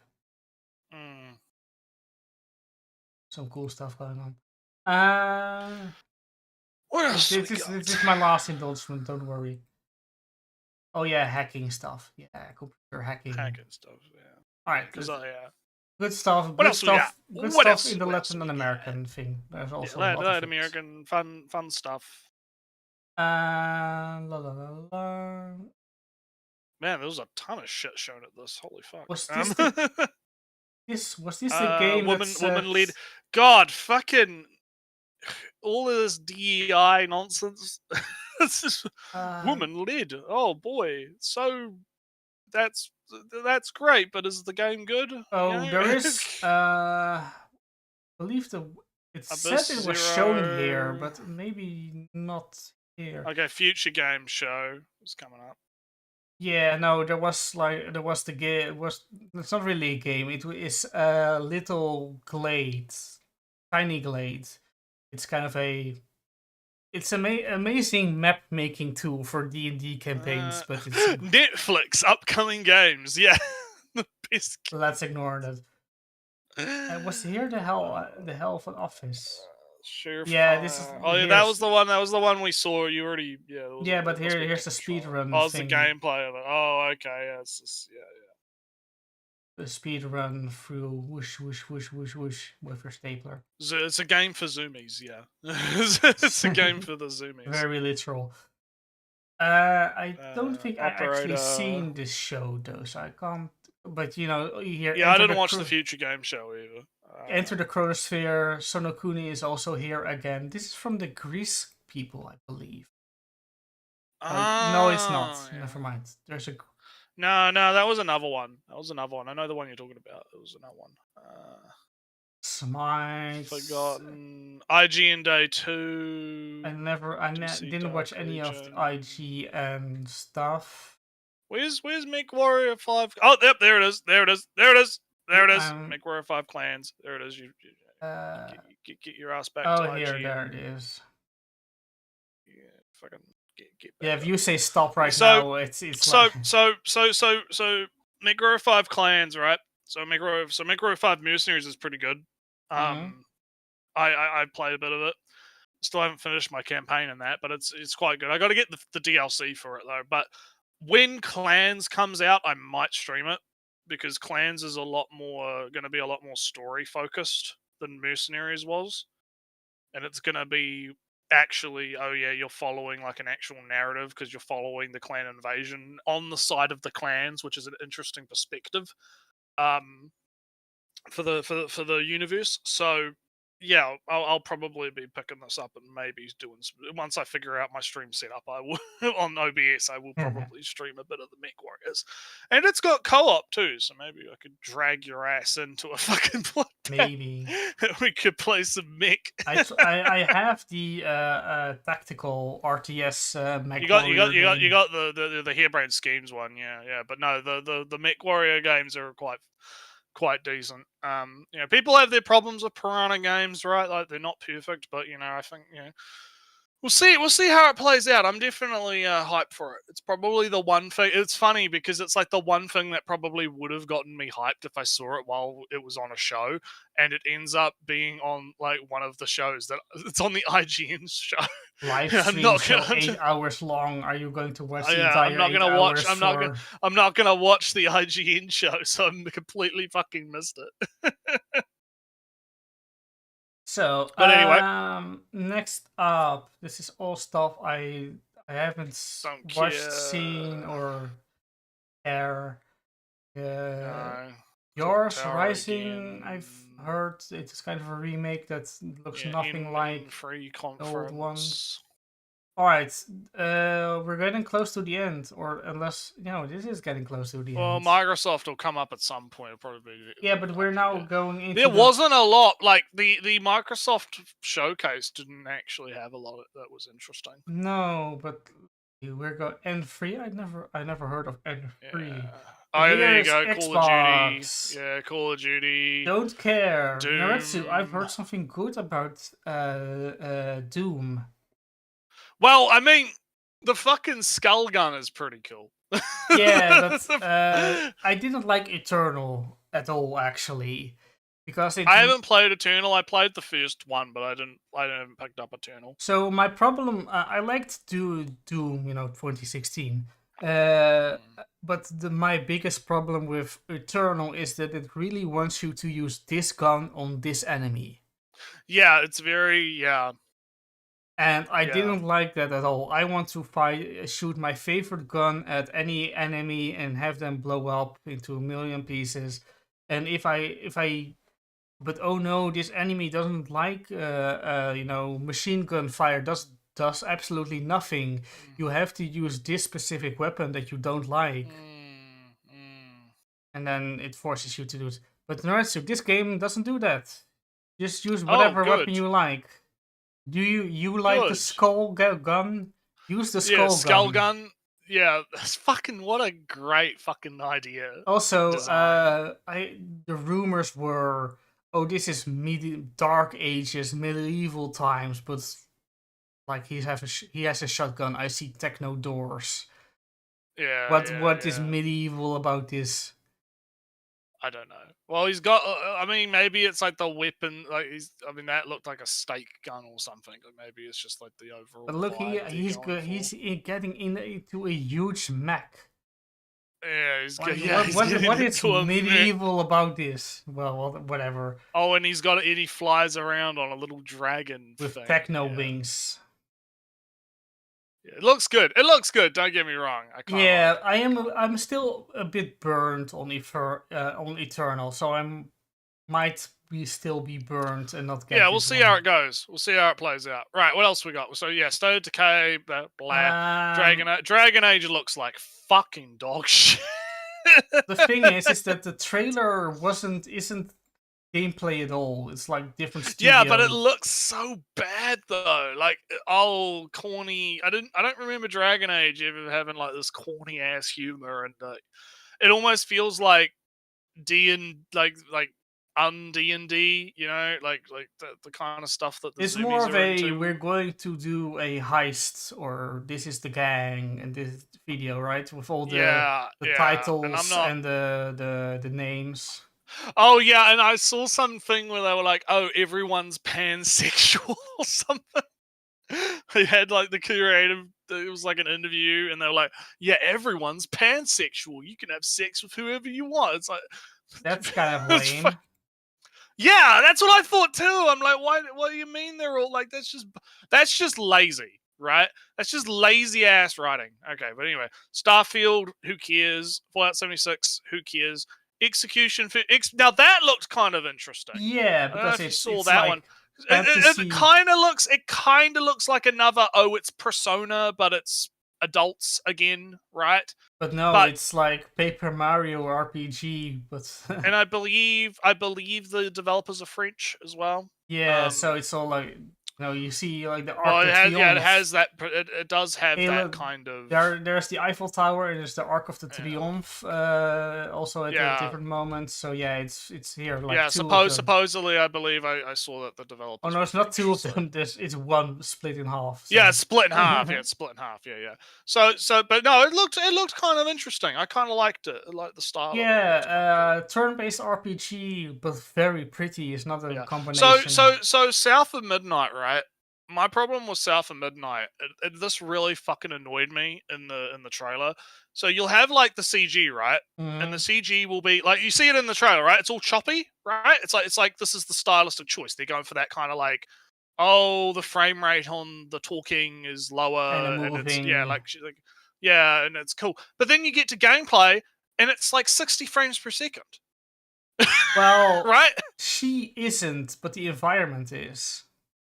Well, no, even like it doesn't look right. You know, it doesn't feel right because it's not consistent, right? If it was consistent and the whole game was animated that way, right?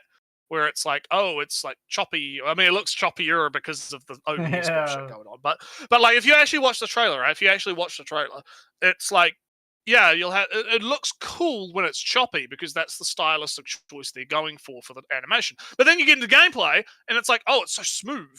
You know, it's like they completely didn't care to like because you could animate the animations to look choppy all the time, right?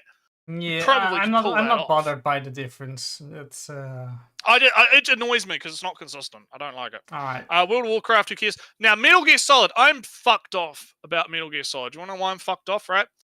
I'm fucked off about Metal Gear Solid because in the trailer, right, they show off it looks like it's just UE5 video game style. Right? Oh, it's realistic. Oh, the graphics. It's like it looks like a UE5 fucking video game, right? And it looks. I don't like it, right? And then I find out later they do an interview and they're like, oh, we're also going to add like a filter to it and have like the classic style control scheme and stuff, and also have a filter that'll make it resemble the original game more. And I'm like, why the fuck didn't you fucking open with that then? Because it has to look pretty for the most amount of people. No, but fuck everyone out. No. The reason it fucks me off is because look, I know everyone thinks I'm a Kojima simp, right? I like Kojima, right? I'm a Kojima man, right? Everyone memes about the piss filter, right? Everyone memes about the piss filter and it's all yellow and it all looks. That's fucking deliberate. That's the point. Kojima wanted it to look like a fucking 60s, 70s spy thriller, right? And so he's using all these filters and he's using all that stuff on the PS2, right? To try and emulate that vibe, right? That feeling. Like you're watching a Bond movie, right? Is what he's trying to tap into that kind of style. But this doesn't, it just looks like fucking Call of Duty. Okay? It looks like Call of Duty. There's no style here. There's no substance here. It doesn't have, it's like soul versus soulless, right? Because I was seeing a bunch of tweets that were like comparing like the old game to the new game, and unironically, the fucking original game looks better to me because it actually has style to it, right? Despite the graphical limitations of the PS2, right? It looks way better than hyper realistic UE5 graphics. I hate it. I fucking hate it. But if they'd led with, hey, we're going to have this filter or what, and they didn't even show that off. Like, I don't think there's actually any there's like a couple of screenshots of it, but they haven't actually shown off what that filter looks like, so I can't even tell if the filter fixes my problem or not, right? So, all right, they're fucking stupid. Yeah, there you go. You had my rant. I had my yeah. Next but it doesn't matter, Naretsu, because it has awesome graphics. Because it's more like, shut the fuck. I know, 5-0 you're quoting, so I'm not telling you to shut up. I'm telling fucking those people. I am telling you to shut up, Naretsu, because it's my turn now. This is Flintlock's Siege of Oh Dawn. yeah, this was that game you were interested in. This trailer kind of, I don't know how I feel about it. The trailer, it's a little bit too, I don't know, has too much deviates from the game because it does, big, it doesn't bold fit the text. vibe either, because the game's like, oh, it's flintlock medieval style type thing, but the Napoleon trailer is age, like, revolutionary era kind of. Yeah, but the trailer is like hipster modern. Yeah. So big. Look at the cuts and the text and the so cool, right? It doesn't. I remember when we saw like the original trailer for it. The original trailer for it looked good. I was fine with the original trailer for it. But this trailer is just. Yeah, but I don't think there is a demo out, and I've played the demo for a few hours. Oh yeah, what did you think? I liked it. It is a small team tries to make big Souls-ish game, but I like it because first off, the idea of gunpowder to kill gods has some. Yeah, it's pretty metal. Yeah, it's pretty metal. Like, fire is from the gods, lightning is from the gods, earth, water, whatever is from the gods. But gunpowder, that's from humans. So we're going to shoot the gods dead. That's pretty metal. Also, you're a sapper, so your character is specialized in gunpowder blowing stuff up. So also you get some abilities like your double jump Naretsu is throwing gunpowder below your feet. Right. And then you jump, and then you do your mid-air jump. You jump, throw gunpowder under your feet, and then you jump again in the air. Or behind you, so you can dash forward. Or to the side, so you do a side dash. You're just throwing gunpowder around and do all these abilities. That's fun. To speak a little bit on the story itself, it's kind of an interesting cultural mesh because you're very, revolutionary French Napoleon era dressed, but your main base of operations, which kind of centerpiece of the town, is a cafe, which is very Turkish. Okay. Turkish has a very Turkish look with a very Turkish mythological creature there. And the first area I go to after like some prologue kind of deal is Polish land with hussars. So there's a bit of a mix going on. Yeah, and it's interesting. You're kind of fighting in Egypt, kind of northern Africa. You get the feeling. Oh no, that all gets all blown up kind of deal. So, oh no, I have to run away. I'm going to free this town with a Turkish coffee cafe deal where you can get coffee. And oh no, I need to get support. I'll run to the Polish while I'm dressed as a French woman. Right. Anyway, combat is Oh, well, fun. so- Combat is yeah. fun. Magic thing is good. I'm shooting gun is nice, and using gunpowder for everything is good. I am not 100% convinced to buy the game, but I'm having fun in the demo. So if they do the small patch of, hey, we fixed small performance issues because the game kind of doesn't run that great. If they fix that, I'm all in on Siege of Dawn. All right, cool. All right, what that else was we my got? extended. So Age of Mythology, Uh, Perfect Dark. People been memeing about Perfect Dark because the lady's jawline looks really Whatever. bad. It looks. Well, no, because like it's weird because the actress they used for the facial thing, she looks fine. She looks alright. But the angle, I think it's just the angle they used in the shot makes her look like fucking Buzz Lightyear. Makes her look like Buzz It Lightyear. merges It's with her bad. neck in this image.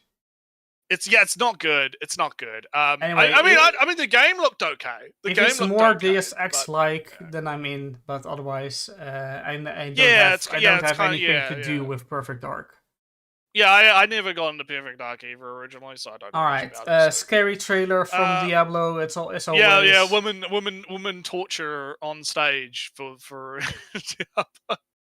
Fable has no gameplay still, so I'm not really interested. Fable don't care. Yeah, it looks bad. Yeah, no. Flight Simulator does Flight Oh, Simulator. the Frag Punk one kind of looked okay. It's kind of like a shooter, but it's like I don't think the twist of having rules that you can change some mod isn't interesting it enough. feels like it feels very esports, right? Like it's designed around esports to be an esports game, right? Yeah, but I mean, it making the looked heads kinda bigger for a round isn't enough.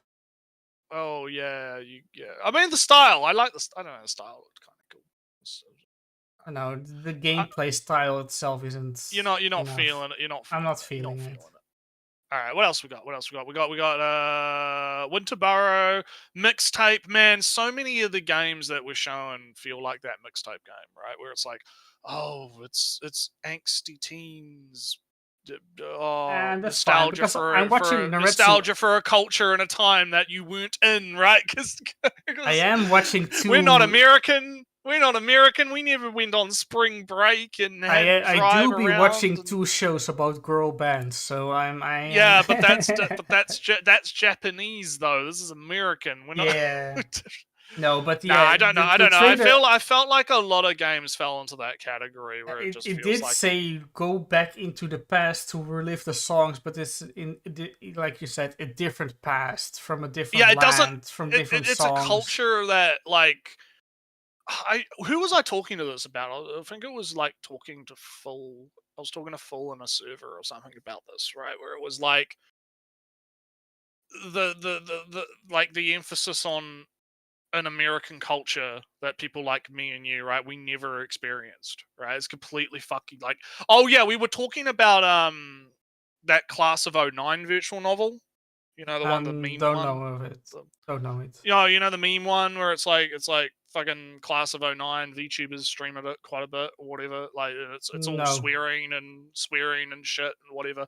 And because I was talking about how I don't really relate to that game or really care about that game because the culture that it's presenting that you're supposed to get nostalgic for is one that I never experienced, so I can't actually get nostalgic for it, right? Like I can't get nostalgic for 2009 American high school if I didn't live 2009 American high school, right? And that's kind of how I feel about stuff like mixtape as well. Like it feels like it's not like it's a bunch of people that are trapped in an era that, you know, Yeah, for myself, it is. But oh no, my first car, but I live in the Netherlands. I have a bike. I have public transport. You don't have to worry about driving between the state. Yeah, like it does. Yeah. But anyway, me rambling about that again. Yeah. Anyway, simulator does a simulator. Flight Simulator, Elder Scrolls, Life is Strange again. All right, Naretsu. To kind of culminate my dislike of cowboys and pirates and zombies, it's all all of those are in Indiana Jones. So I don't like Indiana Jones. I mean, I don't mind Indiana Jones. Man. It looked alright. I think he kind of deserves to die in every scenario that he finds himself in.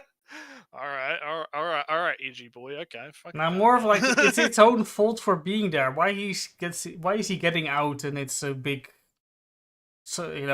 happy thing? It's his own fault he's getting in those scenarios. No. Why is he rewarded for his stupidity?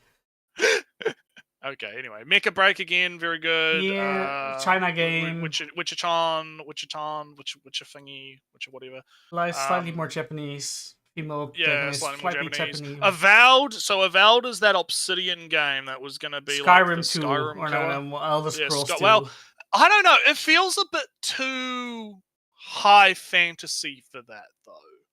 Right? It is, from what I was told, so this is in the same universe as Pillars of Eternity.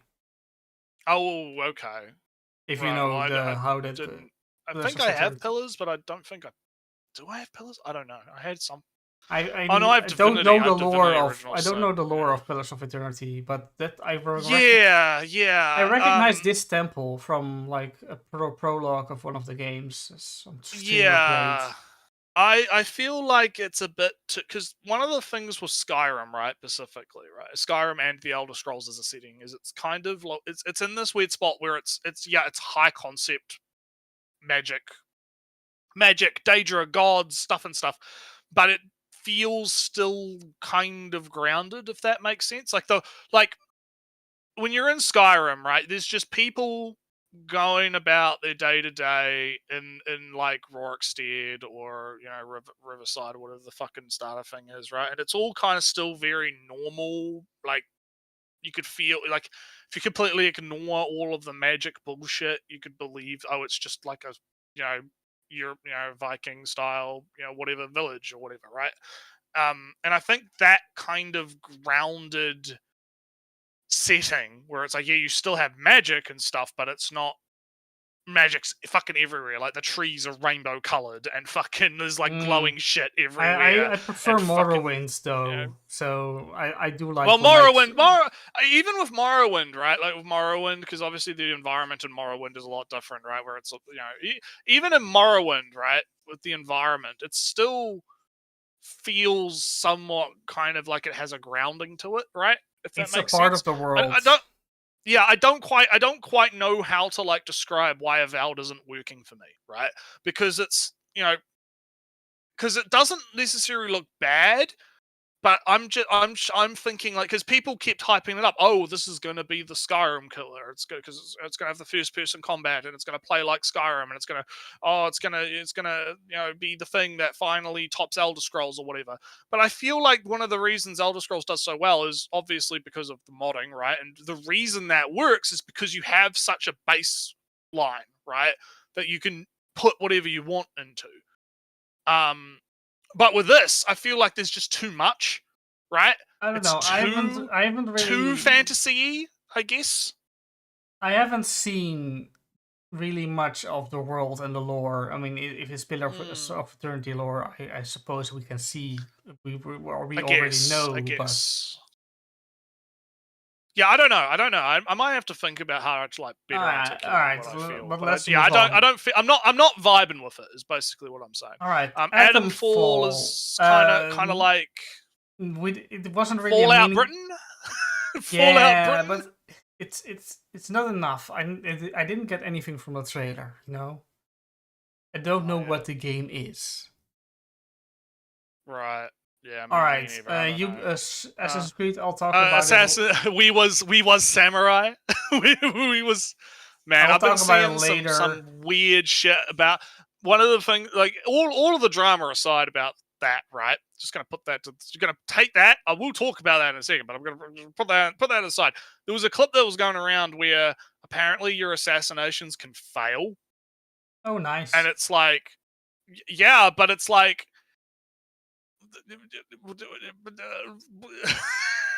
Why? The other thing is I saw the UI and the UI looks fucking horrible. Holy shit. Ubisoft, what are you doing? Like there's so much shit on the screen. in Assassin's Creed Shadows. Like, goddamn. And then of course, yeah, there's all the drama around Yusuke or whatever. I think it's just they're AstroTurf and a retainer for Nobunaga, who wasn't really a big deal. And I mean, if they want to do that and they want to do their like unrealistic, not fictional bullshit, they can do that. I just think it's All weird. right, so we're going. The fetishization is what's weird about it. It feels like they're hyping them up too much. Apparently, Gears of War has a prequel. Oh yeah, Stalker 2. Stalker 2, I'll be real, Stalker 2 was the only thing in the Microsoft show that got me hyped. Because Stalker 2 actually looks really good. Yeah, for me, that's like the only thing that looked good.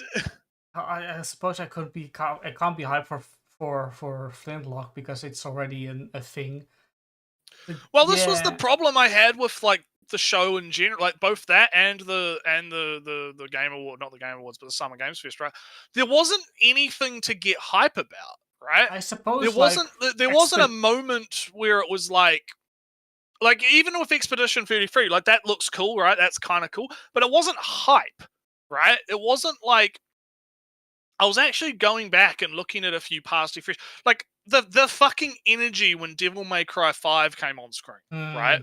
And everyone fucking lost their shit when that happened, right? Like the energy, you didn't get that energy this year. There wasn't anything that really felt like this is the big title, right? This is the big thing that we're going to announce. That's going to everyone's going to get super hype about. Everyone's going to be talking about it for months, right? There was no real like big thing that was shown this year. Yeah, I mean, it was just a whole bunch of little stuff. It was Gears of War for a certain crowd, but not, well, maybe, but I didn't play Gears of War. So all right, let's quickly move on to the PC gaming show. Do you know that the Sciencey channel on YouTube? What? Oh yeah. Do you recognize Kernarts? Oh yeah. They're doing some small asteroid management, resource gathering game thing. Oh, good for them. Good for them. It looks a little bit too simple for me, so not that interested. We're going to rudely skip over most things. Stormgate announced it has Protoss. Protoss, okay. So it has Protoss units. Look, you have your. Oh, this is lovely. Because they have the Terrans, they have the Zerg, and now they have the Protoss. So now it's completely. This is. Do you know? Again, Shadow Tactics game. Oh yeah. Do you recognize this cone? This vision cone? Yeah, it looks familiar. Yeah. All right, if you know what that vision cone is, then you know what kind of game that is. Yeah. I'm interested. I mean, it looks alright. It looks alright. I didn't watch any of the PC I bought the stuff, previous one with the pirates, but I haven't played it because it's pirates. Right, let's go. What else we got? I'm waiting for the stream to catch up so I can. Sulfur. Oh, Sulfur was something else. It wasn't interesting to me. Last Moon, I Am Your Beast was kind of looked funny because you can throw your gun at the enemy and then they will let go of their gun, and then they'll have their gun will fly towards you, and then you catch their gun and shoot the gun. Gun shoot. You'll see it in a moment. I saw. Yeah, big gun shoot gun shoot gun shoot. All right, more Battle Aces. It was a bigger interview. Here, look. Here's Demon School again. Oh, yeah. Unbeatable looked fun. It was a rhythm type game, I believe. Here's Assertive Bocce. Oh yeah, Booch. Man, Boochie grew up. Boochie got angry. Yeah. Angry Booch. Yeah. Oh no. I Oh believe yeah, it kind of looks like what's that other one? Musume something. But there's No, some little bit more the gameplay fucking going on. yeah, it was like Rhythm Dash was what I was thinking of. Something Dash. Musume Rhythm Dash. Okay. I believe Dash is in the Musume title, Dash. and Musume. Something like that. I don't fucking know. So it kind of looks a little bit like that, a little bit. Anyway, But things are anyway, going on, and it's not all just that rhythm game. It's apparently. yeah, there's a lot of stuff. A lot All of right, here's things. another title with the word "fall" in it. Makes me uninterested in it already. Big fall. Oh, Drug dealer simulator 2. Yeah. Okay. Let's quickly see. Cat Quest, Quest Go, Star Trek. Escape from Tarkov. Yeah, Tarkov's getting close to 1. Yeah, more Flintlock. Good stuff. All right. Well, we're reaching the end. Yeah, Assassin's Creed Tactical Beats Wizards. I can talk about this because I. Oh yeah, I saw a picture of that on the Twitters. I have played the demo, and Naretsu, it's not really XCOM. It's more of a puzzle game. Oh yeah, in an XCOM mechanics. So you have like this 5 characters. It's a funny game with funny dialogue. You're a Navy seer because this character can kind of see into the future. Right. Yes, Thunder, the freelance Thunder Witch can do some thunder magic. spells. Not, and you gotta line up your spells and do fun Yeah, spell. You have a medic that's a necromancer, so she doesn't really heal you per se. She kills you and then revives you. You see that kind of humor. Oh yeah, sounds cool. I'll fix you up. She shoots you in the head. Yeah. All right, sounds cool. I was slightly disappointed in that it's not, like I said, not really. It's not XCOM style. It's more puzzle. It's not really tactics. It's more of a puzzle your way out with multiple solutions, but there's this one perfect optimal route, which is hard to get. Right. Alright, this game, Streets of Fortuna. The only reason why I highlight this is because here this quote. Oh yeah. So there's never been this quote. Oh, Dwarf Fortress Man. Okay. Yeah. So Dwarf Fortress Man says something. This is the most. Yeah. Look, you're running from the cops and all this stuff, merchant, whatever. If this is the most elaborate simulation ever since ever, that's interesting. But that's the only reason why I'm naming it. All right. The rest wasn't that interesting to me. Yeah, I'm not seeing anything particularly great. This was all in the pre-shows, Skull and Bones and whatnot. Bunch of shit. Prince of Persia: Sands of Time got re-announced and was like in 2027. Yeah. DLC for Avatar. I mentioned Anno.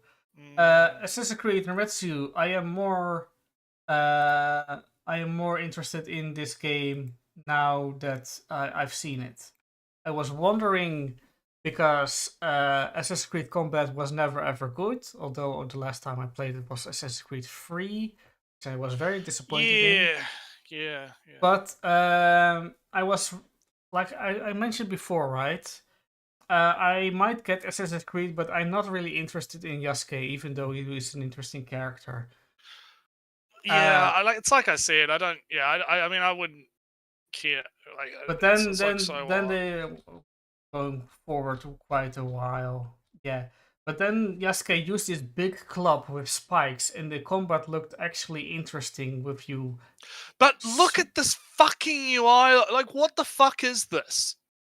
Like, you've got fucking your tasks or whatever. You know, he and whatever. You got your compass.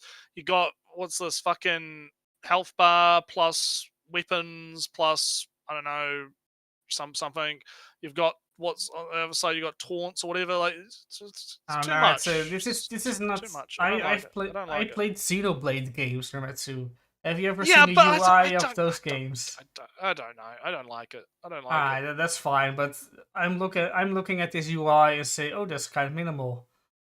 No, no. Have you ever seen Xenoblade UI in Nametsu? Yeah, I have, but like I don't know. I think action game versus RPG. I guess I don't know. And it does to me. It doesn't. I don't care about Assassin's Creed at all. So I'm just like whatever. I mean, outside all the drama stuff, you know, like oh no, they bow to Here, I'm Yosuke forcing or you. whatever, Look at It was this. just a retainer. There's But tactics, your tactics menu, your interlink level, your cancel, your abilities. On the floor, on the ground, attack up, evasion up, level 13, split beam. Oh, this is even Yeah, cut it's off. not It doesn't great. show It's the not party great. members on the Yeah, it's not side. great. Yeah, it's not great. But anyway, yeah, I don't care for the Assassin's Creeds. I won't be picking it up, and I don't. Yeah, I wish people, because I feel like people fall for the outrage marketing, right? Because everyone's mad about the Yosuke shit and whatever. It just ends up giving more attention to it, right? Like, I think the best way to fucking solve the problem is just don't buy the fucking game if you don't want it. you know? But yeah, no, I am. I've seen Yasuke fight, and then oh, that looks kind of interesting actually. So I'm kind of interested, and also the ninja parts looked fun enough. There's some Dishonored, some Hitman deal with that you can drag and hide bodies. That's Oh, yeah. interesting. So a little bit more of a immersive sim feel. You know, crawling through grass and whatnot, taking out the lights and whatnot. The stealth is more in depth than I expected. The combat is more involved than I expected. This game looks good actually, so I might actually get it. Nah, I'm gonna be a hater. You'll be a hater. I'm gonna be a hater. Fuck it. But anyway, I'll be a apparently, hater. I'll be a hater. This is I didn't watch this, but this is the actual gameplay of the game. No, looks very different from the trailer thing, which was different people. Yeah, I mean, I've never been super into Dragon Age, and it doesn't seem like my kind of. I'm not going to get into Dragon Age now. It's just a more of a hey, it's not the same. That's kind of weird.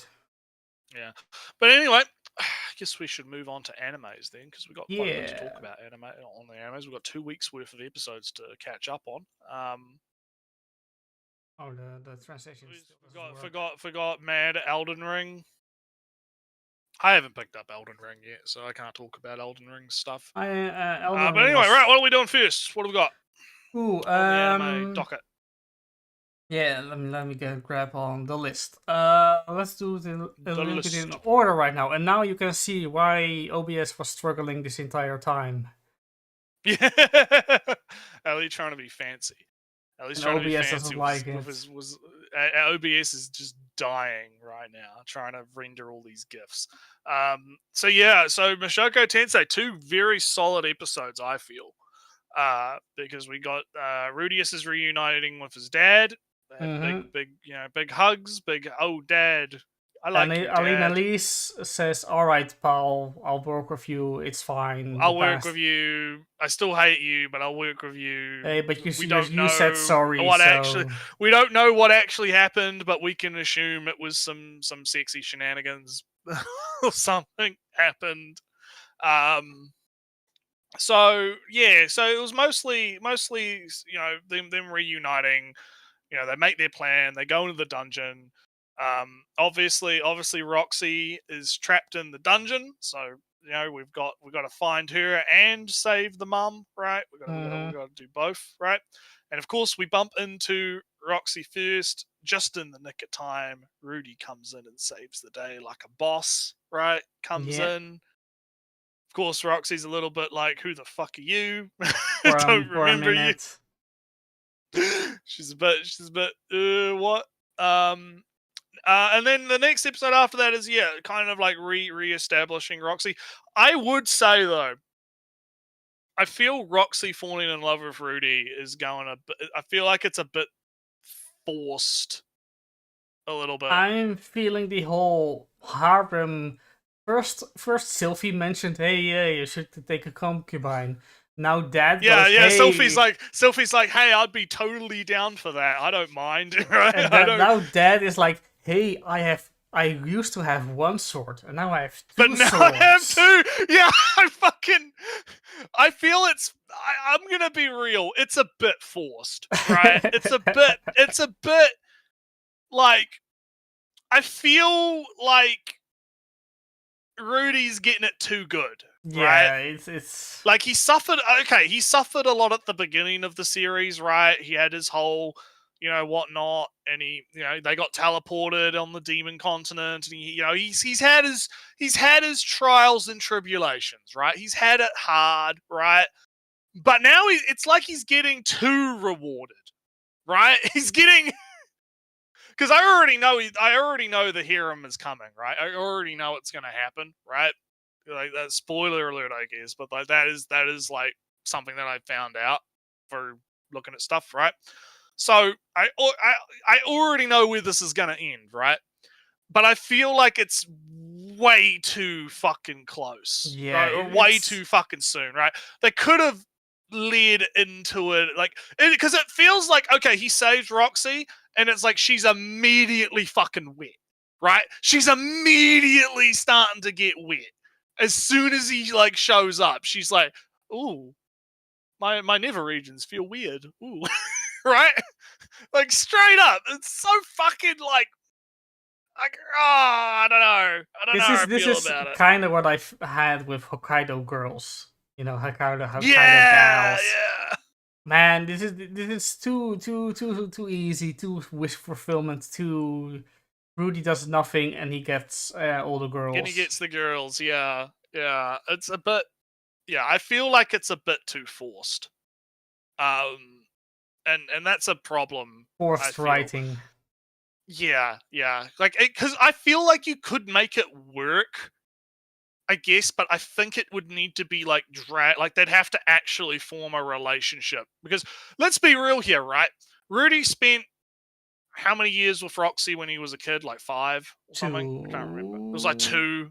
Yeah, it was like 2, wasn't it? Like, so he spent 2 years with her as a tutor, right? Mm-hmm. And of course he was into her then, and she was like not really into him because he's a kid, right? Or whatever, right? Yeah. And then they've not seen each other in like 15 something years, right? Like, because Rudy's like, what, 19, 18 now or something? I believe he's like 17 at most. Yeah, he's like, he's in his late teens, right? So like, Yeah. he's fucking like, they haven't seen each other in close to a decade, right? Let's Yeah, just say somewhere around that. Like, they haven't seen each other in close to a fucking decade, and then the moment they get back to they see each other again, she's immediately wants to get on his dick, right? Immediately wants to fuck him. The only thing that supports Roxy feeling this way is that apparently there's either in the anime or in the novels, there is a line where when Rudy asked as a child, when she was a tutor, Oh, "Hey, yeah, they showed that early on, yeah. something, Yeah. hey, no, my shining knight will come to me in a cave when I am in mortal danger. Save me," or something. Something. But that's They not... had because they had like a flashback scene where it was like, "Ask me again," and like, when you're an adult, and we'll see if you still Yeah, feel but the also same way. the books apparently had a little bit more, like I said, save me Yeah. when I'm in cave from danger. And what does Rudy do? Saves her in a cave from danger, and he's older. So I guess that fits all the criteria. She couldn't have changed her mind or grown out of that fantasy or something. No, it was all foreshadowing for this moment. Yeah, and I think it's way too forced. I think it's way too forced. And I feel like the same thing's gonna happen with fucking what's her name, the redhead. I always Eris. forget her name. Eris. I feel like the same thing's gonna happen with Eris, right? Eris is gonna come back. They're gonna work out the misunderstanding, right? And then all of a sudden it's gonna be big hero time, right? Like I feel like the same thing's gonna happen, where it's like Oh they yeah, haven't no, seen you're each other. actually a noble, therefore it's completely fine that you have a concubine. Yeah, and one of them is your cousin. Like that's it's good. How? Oh Wait. god. Well, Also, I think Eris is a cousin, isn't she? well, I can't remember. They're grey rats, right? They're all grey rats. They're all related. So if I'm something like that. correct, I can't remember. I can't fucking remember. I think she's like no, technical relations or whatever. I don't think that was a. Eris's father wasn't a brother to Paul. I don't think. I can't remember. I if it believe was an he was uncle. even Paul was a cousin of him, so it's like two cousins removed. So it's like it's 2 steps removed, so it's okay. it's 2 steps removed. Although I do say that the Americas have a little bit too much of an interest and bother. Both are too interested in and are too bothered by incest. Yeah, it's a bit of both. But getting back to it though, so other than that, the rest of this it's been pretty standard, right? Like they're just going through the I do have dungeon. to say they have some good fight scenes now. Yeah, there's some good fights. There's some good animation. Also, Paul is pretty cute with being praised by his son, and then no, I'm totally weaker. Oh, yeah. And then he's totally happy that his son thinks he's cool. Yeah, it's good. No, so overall, I'd say it's been going pretty good. I'm interested to kind of see the resolution of this arc. Do they save the mom? Do they not save the mom? Right? Is the mom still around to be saved? Right? I think there's some interesting stuff that could happen from this. Is Rudy going to be able to get back in time for the baby? Right? Is he going to make it? Right? Yeah, I think there's some interesting stuff still to go, but. Yeah, we'll see how it goes. Yeah, I wonder though. No, never mind. It can go 1,000 ways.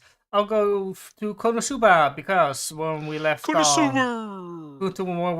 off, it was darkness that says, "Hey, I'm leaving. Goodbye," and the whole thing with the Hydra was sad. Because the Hydra was the whole last time to do an adventure thing together. That was the deal. But apparently, the fat noble guy that we've seen 1,000 times is actually is loaning money to the Darkness family, to Latina, to the Dustiness family. And why does Darkness the Dustiness family in big debt to was it Alpard? So he has a dumb name, so I didn't even remember it. But dumb fat man. The fat man. It's because when the Destroyer came along, have you watched Konosuba enough? No. Oh, damn. There was a big spider robot that was made by one of the people that got reincarnated here by Aqua, and that big spider robot trampled the fields and got then again bigger destroyed by the big explosion magic to destroy the big robot spider. Big Fat Man is the noble lord of is the noble who owned the land with all those farm fields, and he said, "Oh, fuck off! It's grass, right? It will grow back." It didn't grow back, did it? No. So the Dustiness family paid for reconstructing the farm fields. Then there was a time when facing a Demon Lord General, Aqua summoned the half of the ocean or something right next to the town and damaged the city walls. The party, Kazuma was responsible for partial of the money, but the Dustiness family actually paid for basically everything else. So the Dustiness family is in big debt, and who gave money to them? Fat Man. And Fat Man said, "Give me your girl. Give me darkness." Yeah, give me that darkness pussy. Yeah. But Kazuma is rich, he's selling these ideas to the demon, and is now. It's not. This is like the the second to last episode. So right now, after some I can't do anything, I can't do anything, I can't convince her to get out of there. It is, hey, demon guy says what's going on. Revealed the dead all the dead things and the money things, and that they are kind of responsible for the whole money problem of the Dustiness family, and therefore responsible for Darkness getting married off to Fat Man. So Kazuma is going to basically pay off the entire debt and save Darkness in a heroic marriage crashing the marriage. Yeah. And also, he says the guy in the lower right, small B plot. It was the reason why Kazuma knew there was a marriage. Guy, female party member, is meeting a suspicious old man. Dust, the guy in the red lingerie, says, "I can't stand for this. I have to save her. I'll stalk her every move to find out where she's going." Finds out the guy, Kazuma and Dust sneak up or listen in onto a conversation in which this noble man, this old man, it's probably nothing, Naretsu. A girl can talk to a man, no problem, right? Nothing really wrong with that anyway. But the man is asking, pleading for a picture. One picture, just one picture. Oh no. Oh no. Oh, maybe he wants one picture of her to remember her by, because it's different social standings or whatnot. Then the two of them here give me a lewd picture, an erotic picture, a scandalous picture, and oh no, that's something different. And before the title card, halfway through the episode, the guy screams, I can't find the words, Naretsu. So lewd. The subtitles were the most incendiary image you can ever conjure or something. Yeah, big. He screams from the top of the lungs, "Give me the most. I want an erection from here to the sun." To the moon. Okay, But apparently it's the noble guy was never interested in the girl. He was asking a picture for her to get a picture of our man in lingerie. Because his brilliant idea was to fill the camera with all images of him, which he would be disgusted by. He recently converted to the sect of Aqua, which is completely fine with gay marriage, Naretsu. Oh, sweet! How progressive of them. How progressive? Yeah. Aqua doesn't care. Yeah. So now the guy, the noble man that absolutely wanted to get an erection from here to the sun, it has now the man in front of him in lingerie pictures, and let's leave it at that. Yeah, fun shenanigans. So yeah, sounds good. Sounds good. All right, like a fun Konosuba. Also, yeah, second to last episode. The last couple of episodes, besides the things that I just mentioned right now, it's getting a little bit more serious because that social. I can't do anything for her. No, you can. You just have to give up a lot of money and save her. So save Darkness, etc. Things are going on in the serious business. Let's do Jellyfish into the can't swim in the night, because Naretsu, this is all about there's stuff going on, Naretsu. Drama. Ooh, drama things. The joke was for a minute that all 4 girl band shows had a drama episode at the same time. Yeah, big drama. Ooh. Although it's funny that the drama just finished in Girls Band and just started in Jellyfish. But So what's the big drama? What the do we big got here? drama is that Nonoka Nonoka was ousted from the idol business because she slapped a fellow idol member. Oh. But the reason why, Naretsu, is because that fellow idol member was the one who spread the rumors and whatnot. He did the Ooh. camera and whatnot. She was the Ooh. reason why all these idols suffered so much. So our protagonist, not protagonist per se, got kind of angry and smacked her. And then that got recorded, and now she's the bad one. Oh boy. But that's the only reason why our idol member is spreading hideous rumors on doctored images and out of context videos is because she wants approval from her mother, from Nonoka's mother, our blonde girl's mother. It's kind of a complex of her, but our blonde protagonist also shares that complex. She desperately wants to please her mother, so it's all messed up over there. So besides, it wasn't even really the getting kicked out of the idol business wasn't that much of a shock. It was more of a shock that mother was disappointed in me. Ooh. It's a big complex for her. So imagine her surprise when it is revealed that our artist Yoru was scouted by her mother,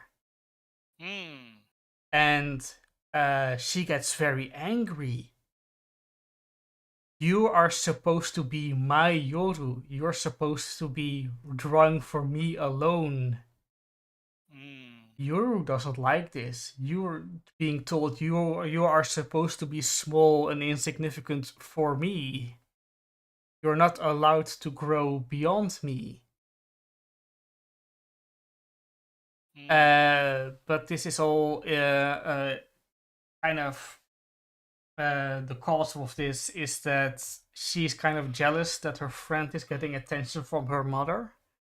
Well, she was so desperately wants the attention from her mother, and also, all the band members are getting doxxed. Oof. The VTuber idol girl is getting doxxed. Our artist is now getting doxxed. I don't believe our piano lady Anouk is doxxed, but it's only a matter of time. Big doxes. Yeah, it's kind of treated as a thing that happens.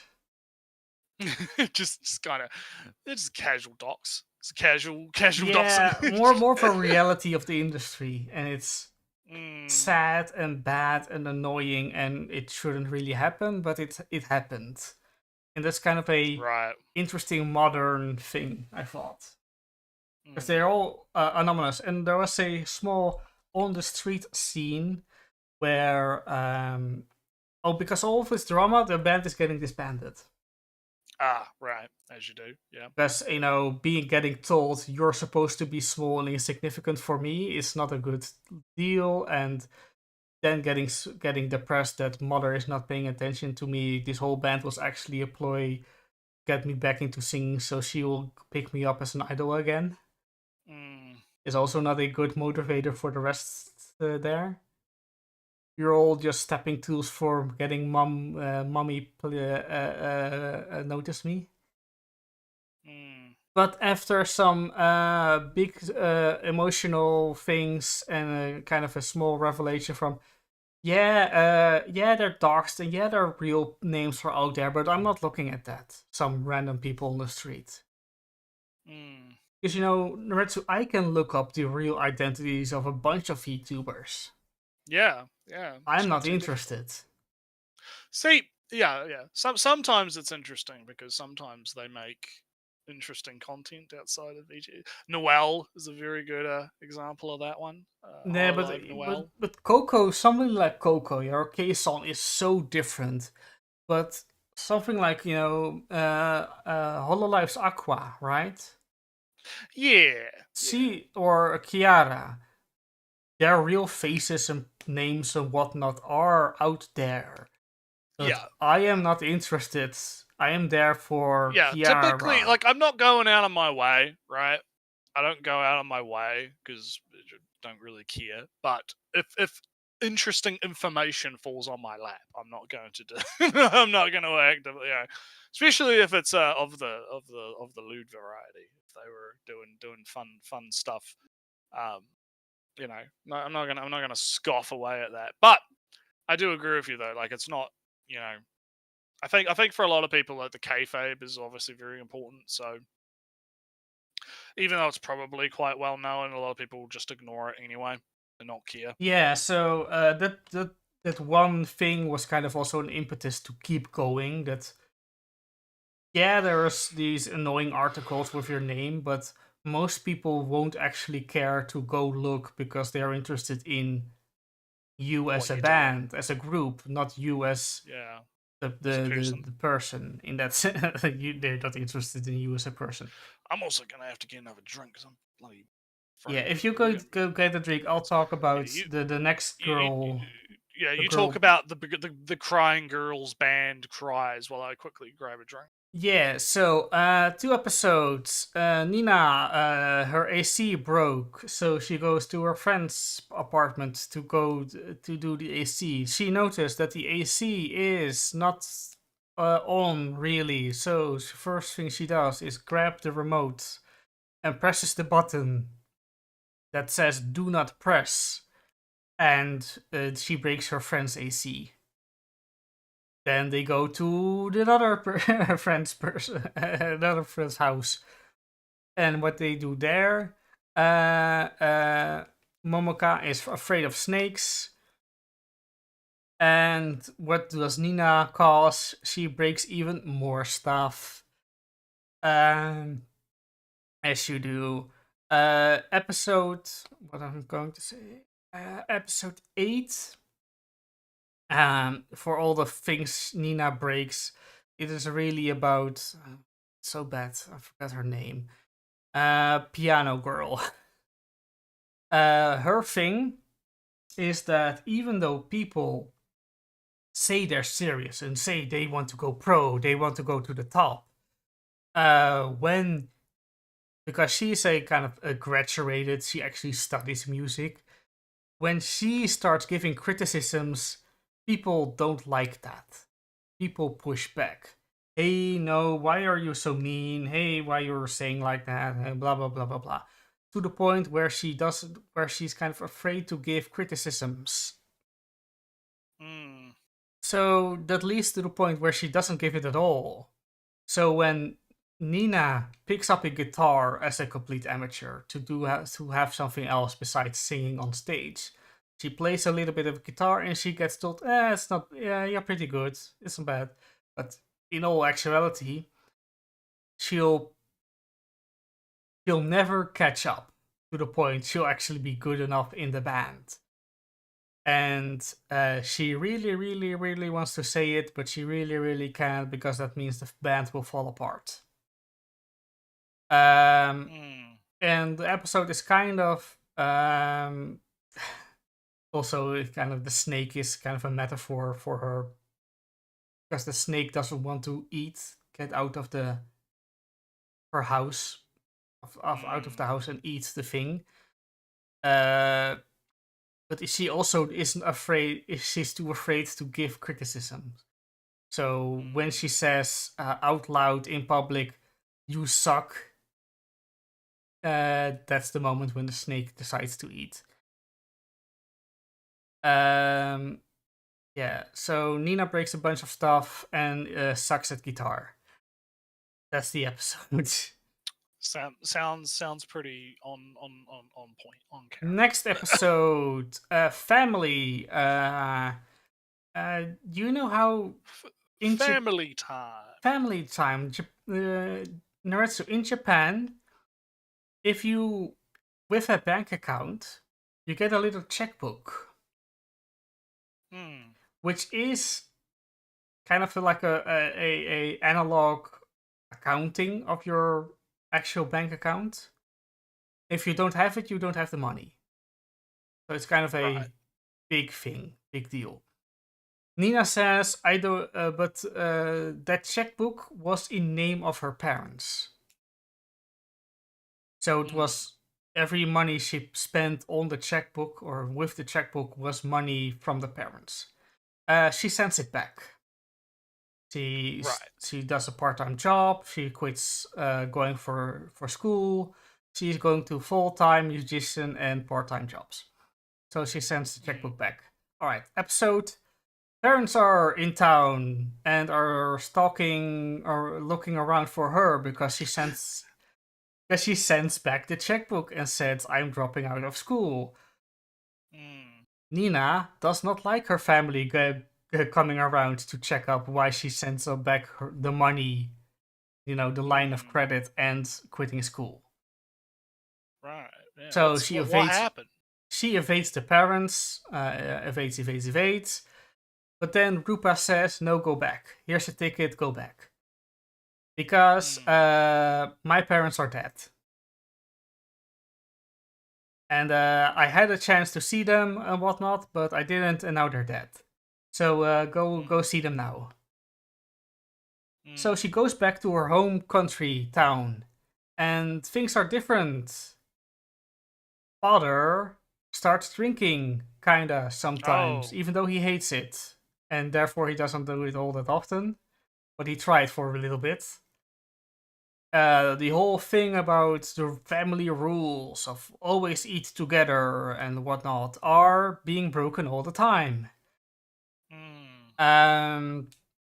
It's but before all that, it's also the family kind of gangs up on Nina as a family would when suddenly you send back a bank account and say you're not doing school. As you can maybe see in top right, top left, Nina gets very annoyed. You see all the black and red pressure lines going off of her. But it's clarified in this episode that Nina was, in fact, getting bullied big time.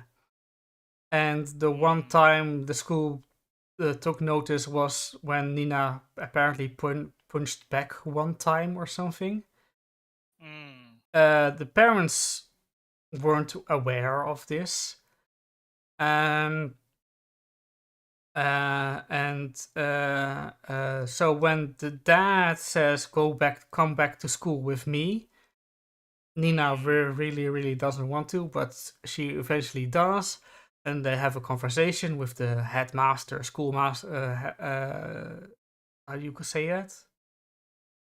The principal dude. Principal, that's the name. Principal. And the principal says, "Oh yes, we missed the bullying, but was it really bullying?" It's very typical fucking, you learn very quickly that schools are not good at handling bullies, right? You learn this very quickly as a kid, right? Trying to do it through the official channels doesn't actually solve the problem. The only way to solve the problem is to break someone's nose.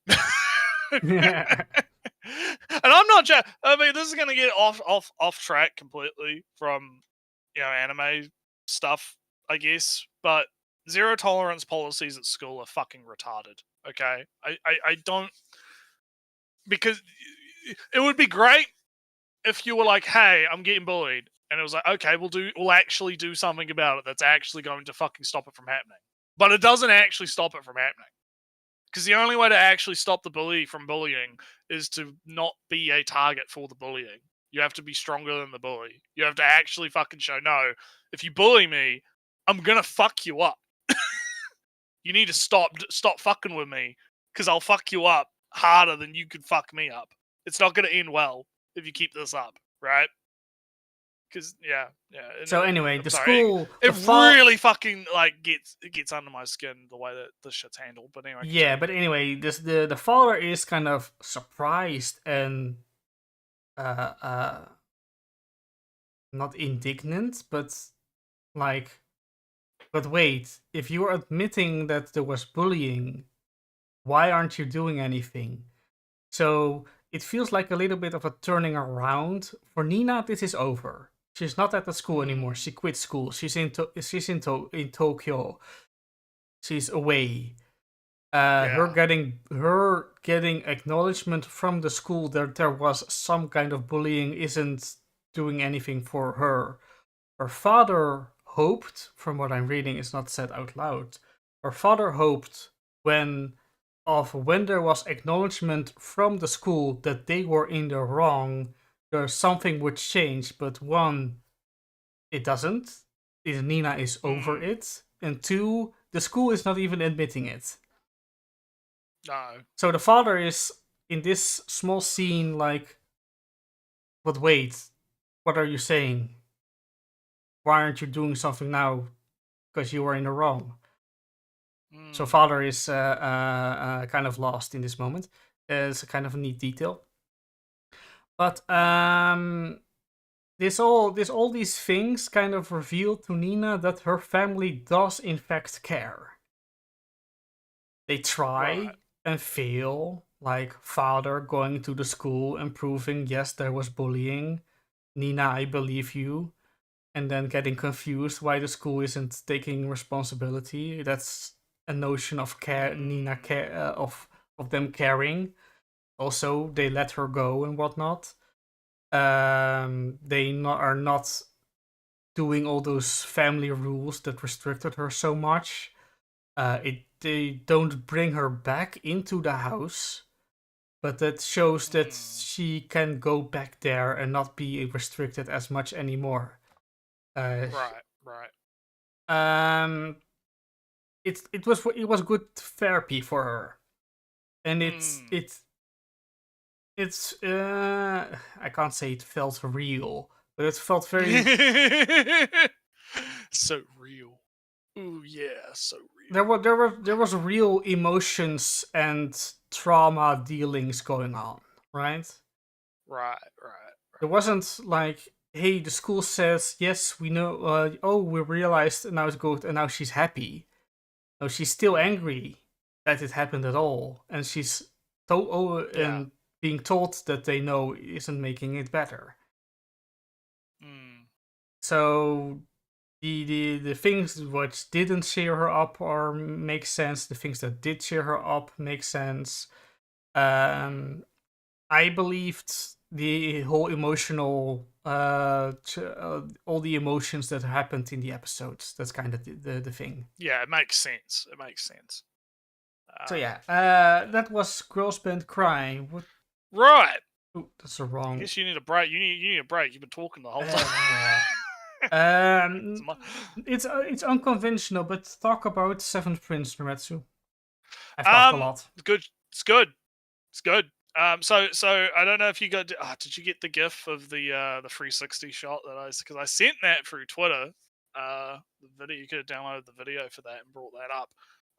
Because I put that in the thing. Because we have to talk about the two episodes back to back, right? So we had the first episode, which was the maid getting her time to shine, right? And it was really fucking good.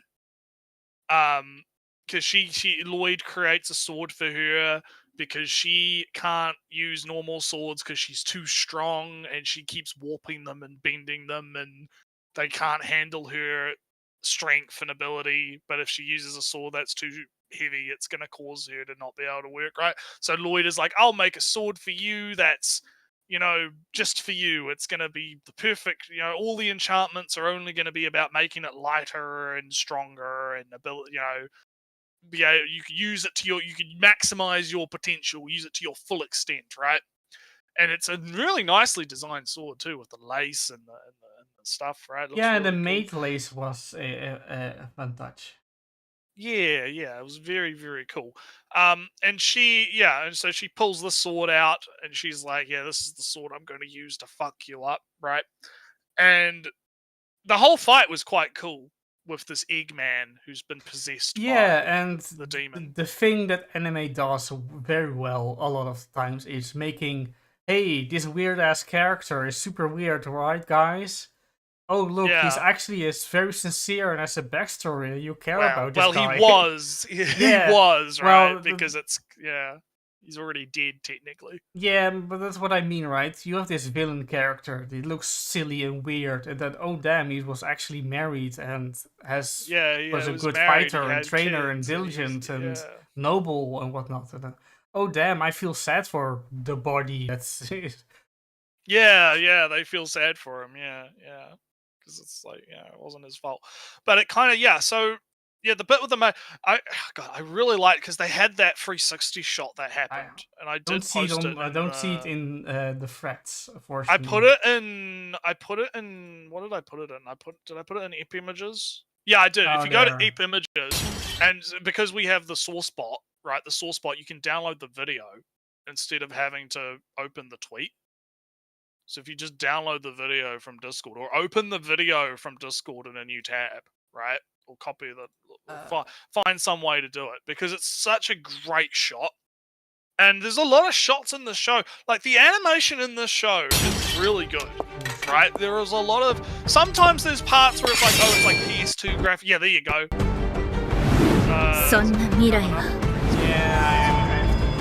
Yeah. So she make it big so we can see it. Make it big so the chat can see it. Well, if there's anyone left in chat. Oh, it doesn't. But have they to properties loop. Yeah, properties loop, and just make it nice and big. Fill up the screen with it because it's such a. I really want to talk about this shot just because of how fucking. Yeah, so she sheaths the sword, and just this fucking great, like the hair's animated, and it's like the cinematography of the shot is so fucking on, right? And you don't expect it from a show like Prince, right? You don't expect it from Seven Prince, Magic Man, whatever. You have this amazing, she's lining up, getting ready to do this big fucking final slash on the guy. Oh, it's so good. Oh, I love it. So enough gushing over that. So that was the first episode, kind of, right? It was just this fight. Yeah, the fight. I was looking for things to capture, but I didn't want multiple gives of the same fight, so I settled for Yeah. But the next fight is obviously Lloyd versus Demon Man. Yeah, and this was kind of interesting because I liked something I noticed right with the episodes, right? The 2 episodes for it was you had it was what's his name's final words or something, and then Lloyd's answer, right? Was the names of the episodes, right? And so there's like this interesting kind of like thing going on where it's almost like Lloyd and what's his name? Not Demon, but the guy Jade, right? It's like Jade's final words, Lloyd's answer. It's like they're having a conversation, right? Where Lloyd obviously is analysing the teleportation magic, trying to figure it out, and he's figuring it out. And there's it's hinted that there's something in there that Jade left behind when he died. I know what it is. I don't know what it is, but I feel it. Jade mentored Lloyd. That's what I feel. That's why he knew Zeus. Because he would get the attention of Lloyd, and Lloyd would feel sad for Jade, and therefore kill the demon that was inhabiting Jade. The demon said, "Oh, I get the memories of this body. Oh, it's all the assassin bodies, but there's something else behind there that I can't see. Oh well. Yeah. Nothing important. But I'm very certain that Lloyd was behind the memories of the assassin guild. You know, kind of literally the memories of the assassin guild clouded something, obscured another memory of Lloyd. Well, we'll see how it goes. I'm fairly confident we got one episode left. So we'll see. I'm fairly confident that was the thing. Otherwise, if there really is something there, then is that Jade teleported his consciousness away. It'd be funny. That would be kind of funny. Because he said the body is dead.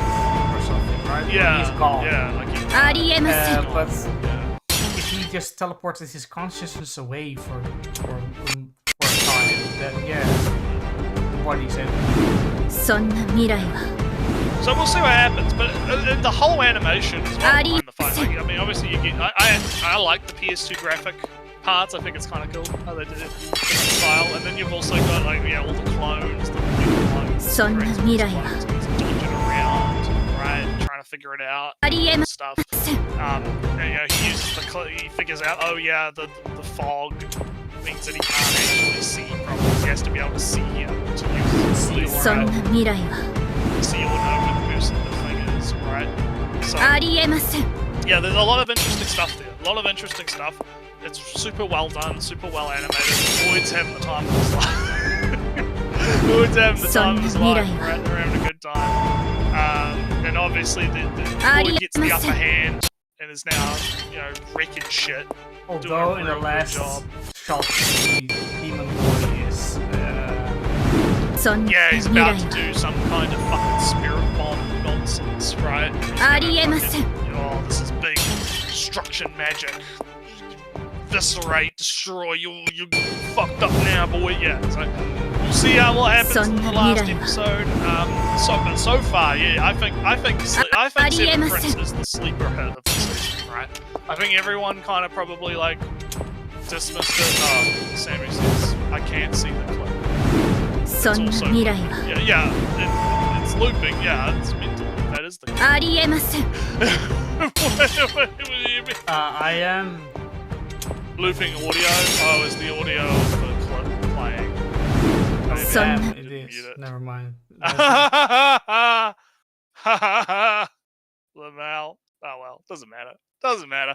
But I think Prince is the sleeper hit of the season because I think a lot of people probably just missed it at the beginning, right?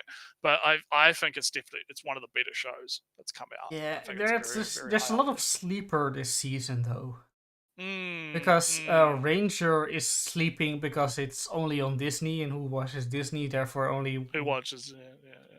Girls Band Cry is even worse because it's not licensed anywhere at all besides France, and France is apparently dying from Expedition 33, so it also doesn't exist. Yeah. So yeah, and this show is kind of a sleeper on the action. So that's like 3 shows already. That's sleeping. Yeah, everyone's also like Jellyfish in the Night. Also, that doesn't get a lot of attention. So it's only really something like Konosuba and Kaiju 8 that get the big attention, and Mushoku Tensei.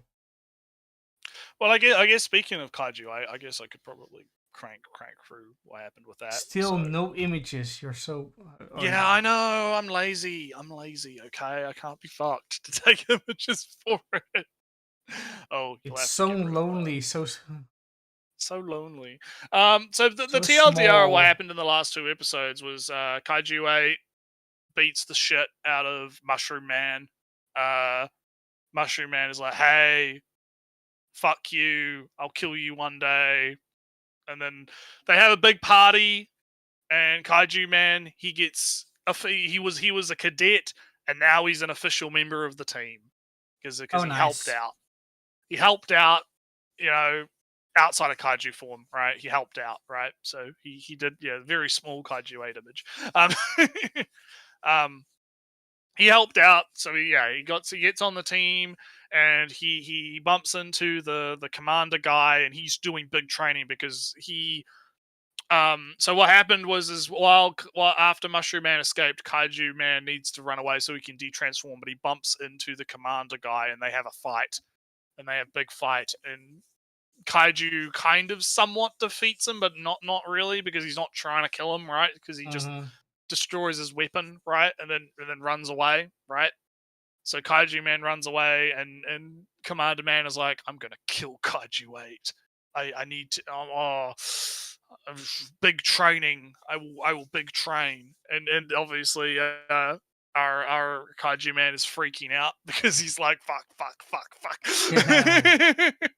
Because he still hasn't been found out, right? So he's like fuck.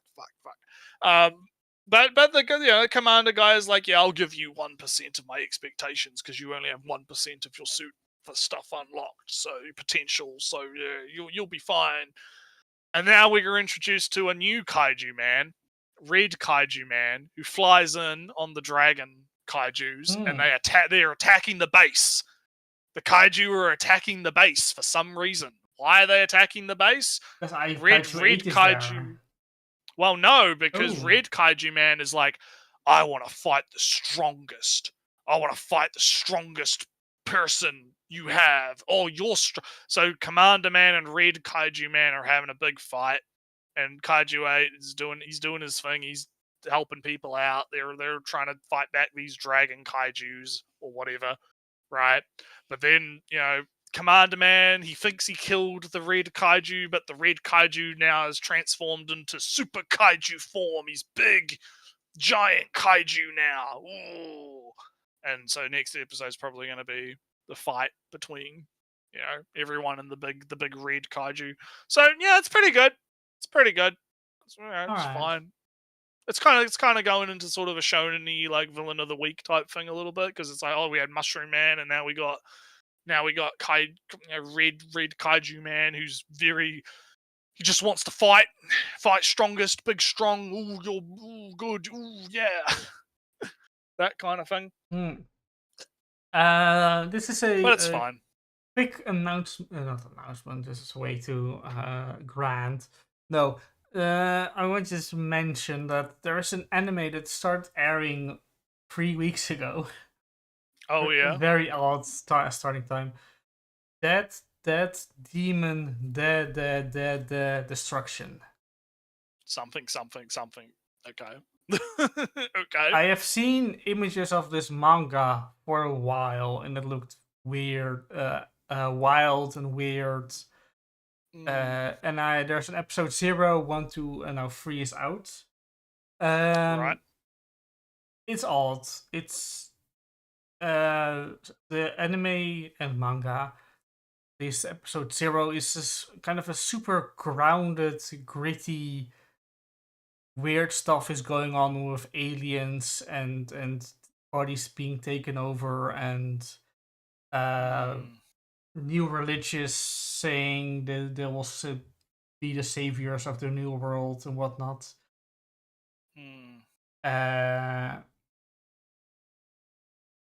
Yeah, Naretsu, if you just peel a little bit off skin off yourself, you can see if there's an alien underneath it. Oh. Just pull up, just pull a little bit away of your cheek, and below that there's an alien eye or not, and that's how you know if you're being possessed by an alien. Big position time. Ooh, yeah. No. But that's like not even a prologue. It's like flash forward, and in res media, and then it goes back to the point where suddenly aliens appear, and life goes on as normal, kind of. Right. Kind of that gritty. But that's what I meant. I am watching it, but it's a weird show. It's a weird series. It's a weird manga, I assume. I am watching it. All right. Do you want to talk about Blue Archive or going to? Yeah, I'll talk about the blue coives. So, so the 2 episodes that happened, right? I'm waiting for the images to show up. It's taking a minute. There we go. So what basically happened with Blue Archive this week and last week was, so in the Abydos Desert, they go and investigate the big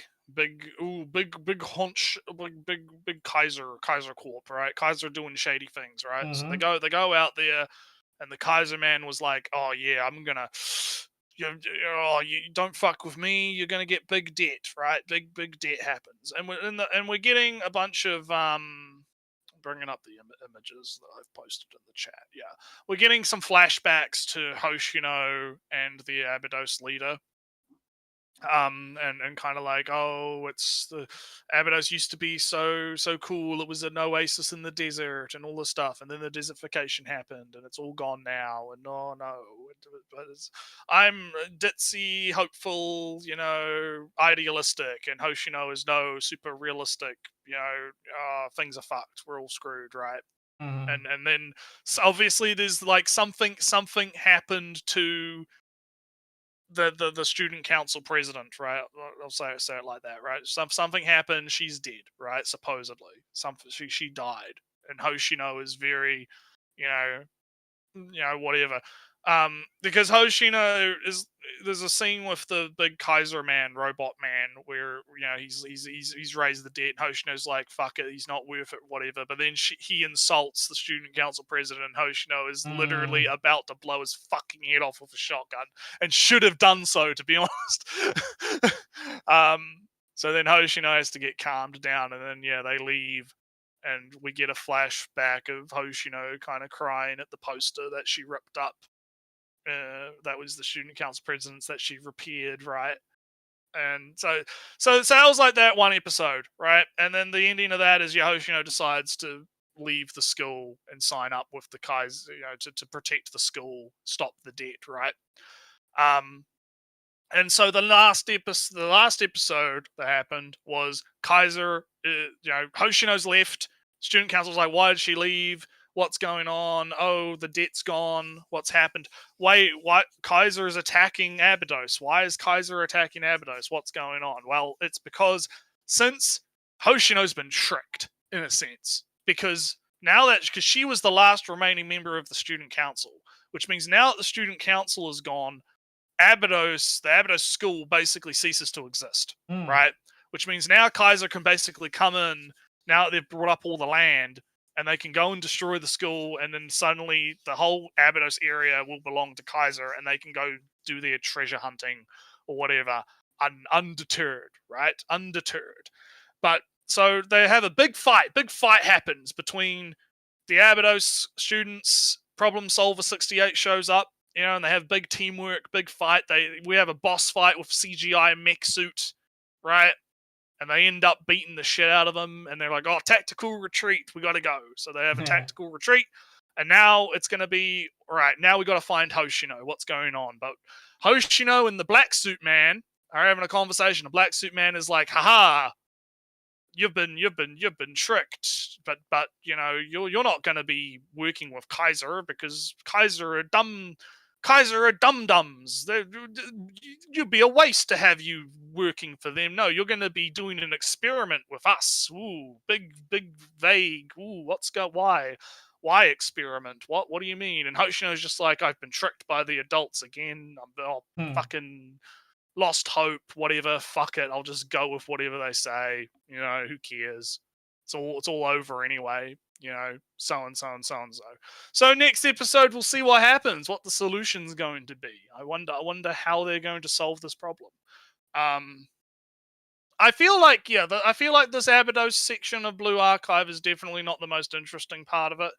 I've seen some preview episodes for the next episode, and we're going to get to see some of the other schools where more interesting stuff happens. They get introduced a little bit, such as Trinity and Gehenna and whatnot.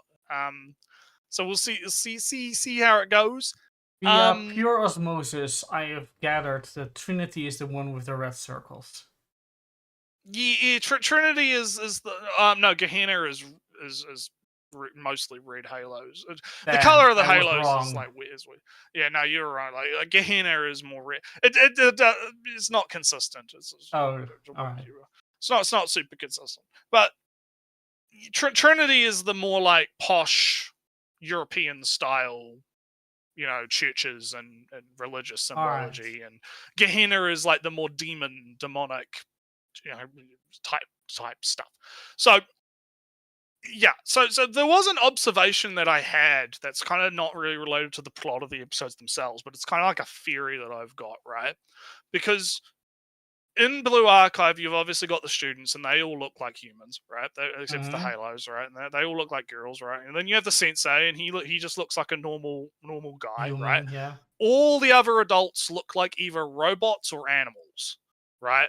So you'll have pug man running around the shop. The owner of the ramen shop is like a Shiba Inu, right? And they all kind of look like animals, or they look like, robot man here, right? Like they look like robots. And I have a theory about that, because I think what's happening is like Kivatos is like a reflection of the student's perception of reality, in a sense, or it's meant to be a metaphor for a perception of reality where the students view the adults as kind of like rigid, robotic, right? They go to work, they live their lives, they wear the suits, they do stuff. There's some robots that are a bit more like, punk gang type things. You see them in like the first episodes, right? So there's like different types, but they're all still robots, right? Set in their ways, kind of, in a sense. Right, and I wonder if that's meant to be some kind of meta, like from like a meta game development standpoint, right? Is that what they're trying to convey through portraying adults in this manner, where they either look like, helpful, cute, animal type adults, or rigid, robotic businessman, shopkeeper, job type thing. I have did some contemplating, because it's more than just a loose thought. In that, how would I handle? I'm a writer, and somebody else writes what is fan fiction in that sense. How should I feel about that? And my conclusion is that at this moment, when I'm super famous and I've written a famous work of some kind, and somebody just writes it as meaning the complete opposite, that's fine. I am taking a big generalization, big generalization from history, in that the meaning of what you've written kind of leaves as soon as you stop, when you're finished writing. Because even you can be misremembering why you've written something. You might you might be told what it meant, because even you yourself don't know all the references of what you've used to write something.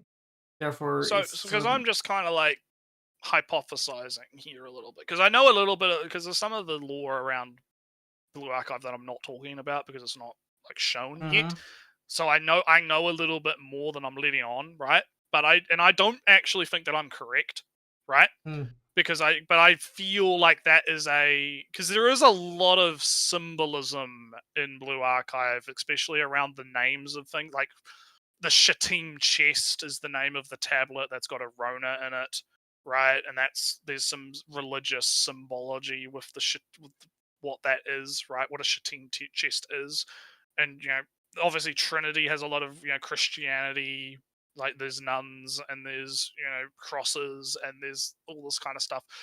There's Abydos is very the shield is the the Eye of Horus, right? Or the shield of the Iron Horus, right? There's a lot of symbology in Blue Archive, so I wouldn't think that it would be past the devs to try to kind of convey a message about how, because the whole overall theme of Blue Archive, right? It doesn't really showcase a lot in this first arc, but it's about responsibility and taking responsibility for things, right? The sensei has to take responsibility for his students, right?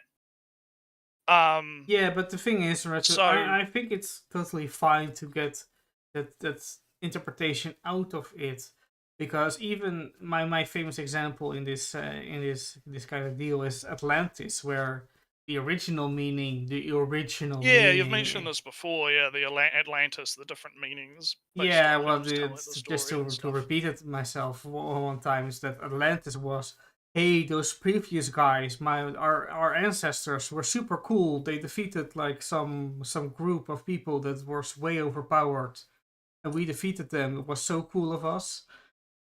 That got turned into, hey, Atlantis is super cool, that we should all be like Atlantis, when the real one in the past was Atlantis was so obsessed with superficial gems and whatnot. They were rich in material value but weak in spirit.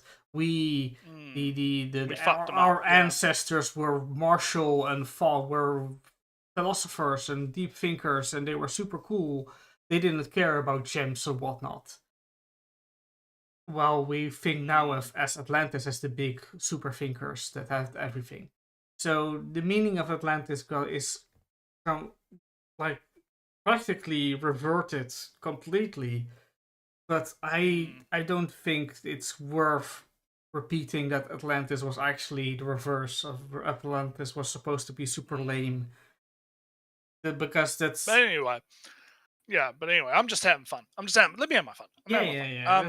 Because I think that there is something like the way it's being presented, the symbology behind it. I think there is something there, even if it's intentional or not. I think that it does say something about the world building, right? Because I think the world is what it is. Like, I don't think that the robots aren't actually robots, right? And that the girls are just perceiving them, or the sensei's perceiving them that way. I think they are actually robots. I just feel like there is some.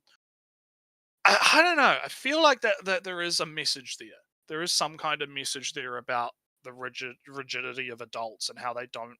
And a lot of the more villainous adults, like the suit man, the black suit man, he's shown as this like shady kind of character. He's got his suit, but his face is cracked, and he's got all of the smoke coming out of him, and he's kind of he's got that shadiness to him, which could represent like an adult that's because he is taking advantage of Hoshino, right? He's taking advantage of the naivete of Hoshino and the students for his own ends. We don't quite know what those ends are just yet. We'll probably find out next episode. But there is, he's not taking responsibility. He's abusing, right? He's abusing his power as an adult over the children, right, or over the teenagers, right, to use them, with the whole buying all the land, plunging Abydos into debt so that they have to take out these loans, so that they have to keep repaying the loans, and then they use that money to buy the land, and all this. There's this underlying current going on within Blue Archive that I think is very interesting. I think it's very interesting, but you wouldn't get that if you just look at it at face value from like the gotcha game standpoint, right? You wouldn't think, oh, it's actually about these kind of interesting, complex issues such as land ownership and and abuse of kids, financial abuse, right? Capitalism, you say? Oh yeah. Ellie's interested. He perks up. He's like, oh, capitalism bad. Oh boy, gotta get on that. You said it, not me. Well, no, I don't necessarily think it's a capitalism thing. It's more of a because it's more. It's hard to describe it, right? Because it's abuse of the system in a sense. Because the way it works. So okay, this is going to be getting a bit lore heavy here, but so you have the General Student Council, which is like the federal government, right? And then you have below that you have all the individual student councils that are like the governors of their own regions, right? So Gehenna, Trinity, Abydos. There's the Japanese one, there's the Russian one, right? They all control their own regions, and they autonomously govern their own districts, I believe they're called, right? So you have each district is governed by that student council, right? But because the Abydos student council is just Hoshino and she's not really governing so much, right? That's allowed, and because Kaiser kind of tricked the original student council into going into debt, and then they had to sell the land to pay off the debt. But selling the land just made Kaiser more powerful. It's just becoming a bit of a loop, right? So technically, the student councils own the land of their districts, technically, right? Yeah. But because Abydos was selling the land to Kaiser, it creates this whole complicated mess. But it's interesting. It's interesting stuff. So we'll see what the final episode has to say. I think we'll probably hopefully get some big reveals, big lore dumps, we should, big interesting stuff. Not related to the currently. Sneak peek towards the next season. Soon. Yeah, we'll probably have to do that for the next few weeks. We'll do a anime only talk about the season coming up episode. Yeah. Big fun times. Yes. So what do we got next? What else have we got? We got We anything else only have left? one thing left, actually. That is the Rangers. Yes, big things happening in Ranger this week. big things going on here. Oh boy. So Yeah. in summary, we can kind of we can make it very short, actually, in that we were kind of enacting our plan to get back the keys. We need the keys. We're getting the keys. We teamed up and are plotting and planning to get all the keys. And the boss monster is here. Blue Ranger is coming after it. And now the exam and the Blue Ranger going after the boss monster are colliding.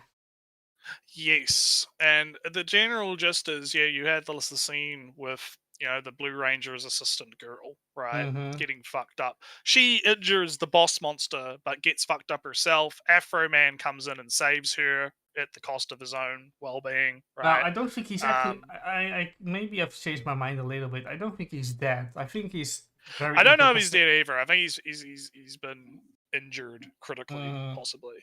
But Blue Ranger girl goes up in the elevator, and Blue Ranger shows up, and is like, yeah, he's fucking pissed. Yeah, he kind of he accidentally sees that XX is in the form of Kogame, I believe his name is, of Afro Man, and he just goes after Afro Man right away. Yeah. Even though XX doesn't really have anything to, doesn't really is involved in was it petroleum petroleum carrot top, carrot man, yeah.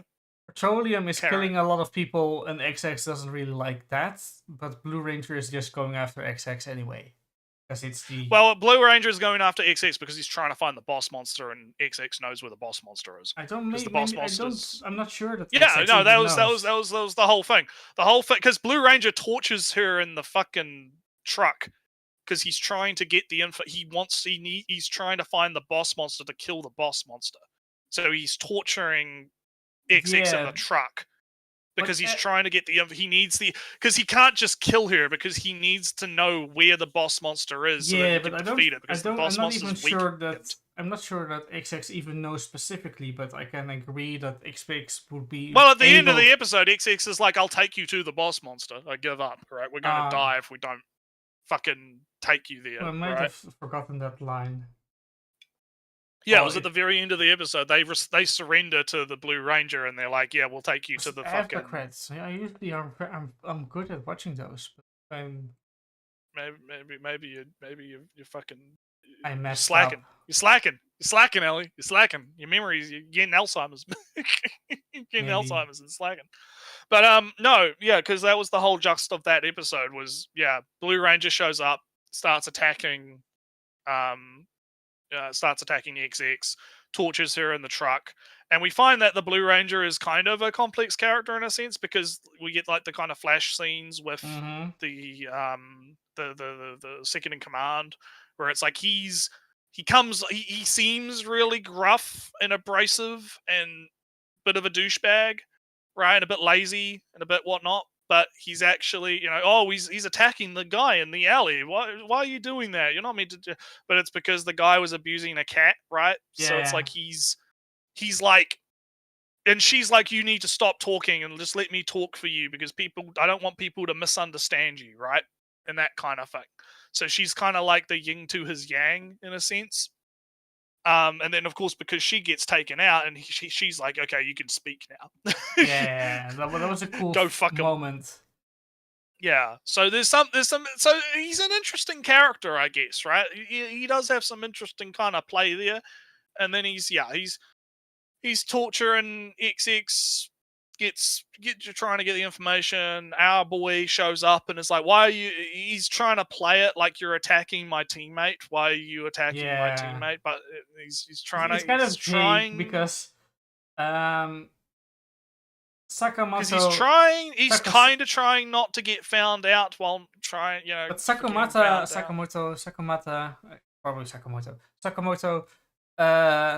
Sakamoto wants to be friends with the monster, and that is part of his character, so he can still sell that as his personality, right?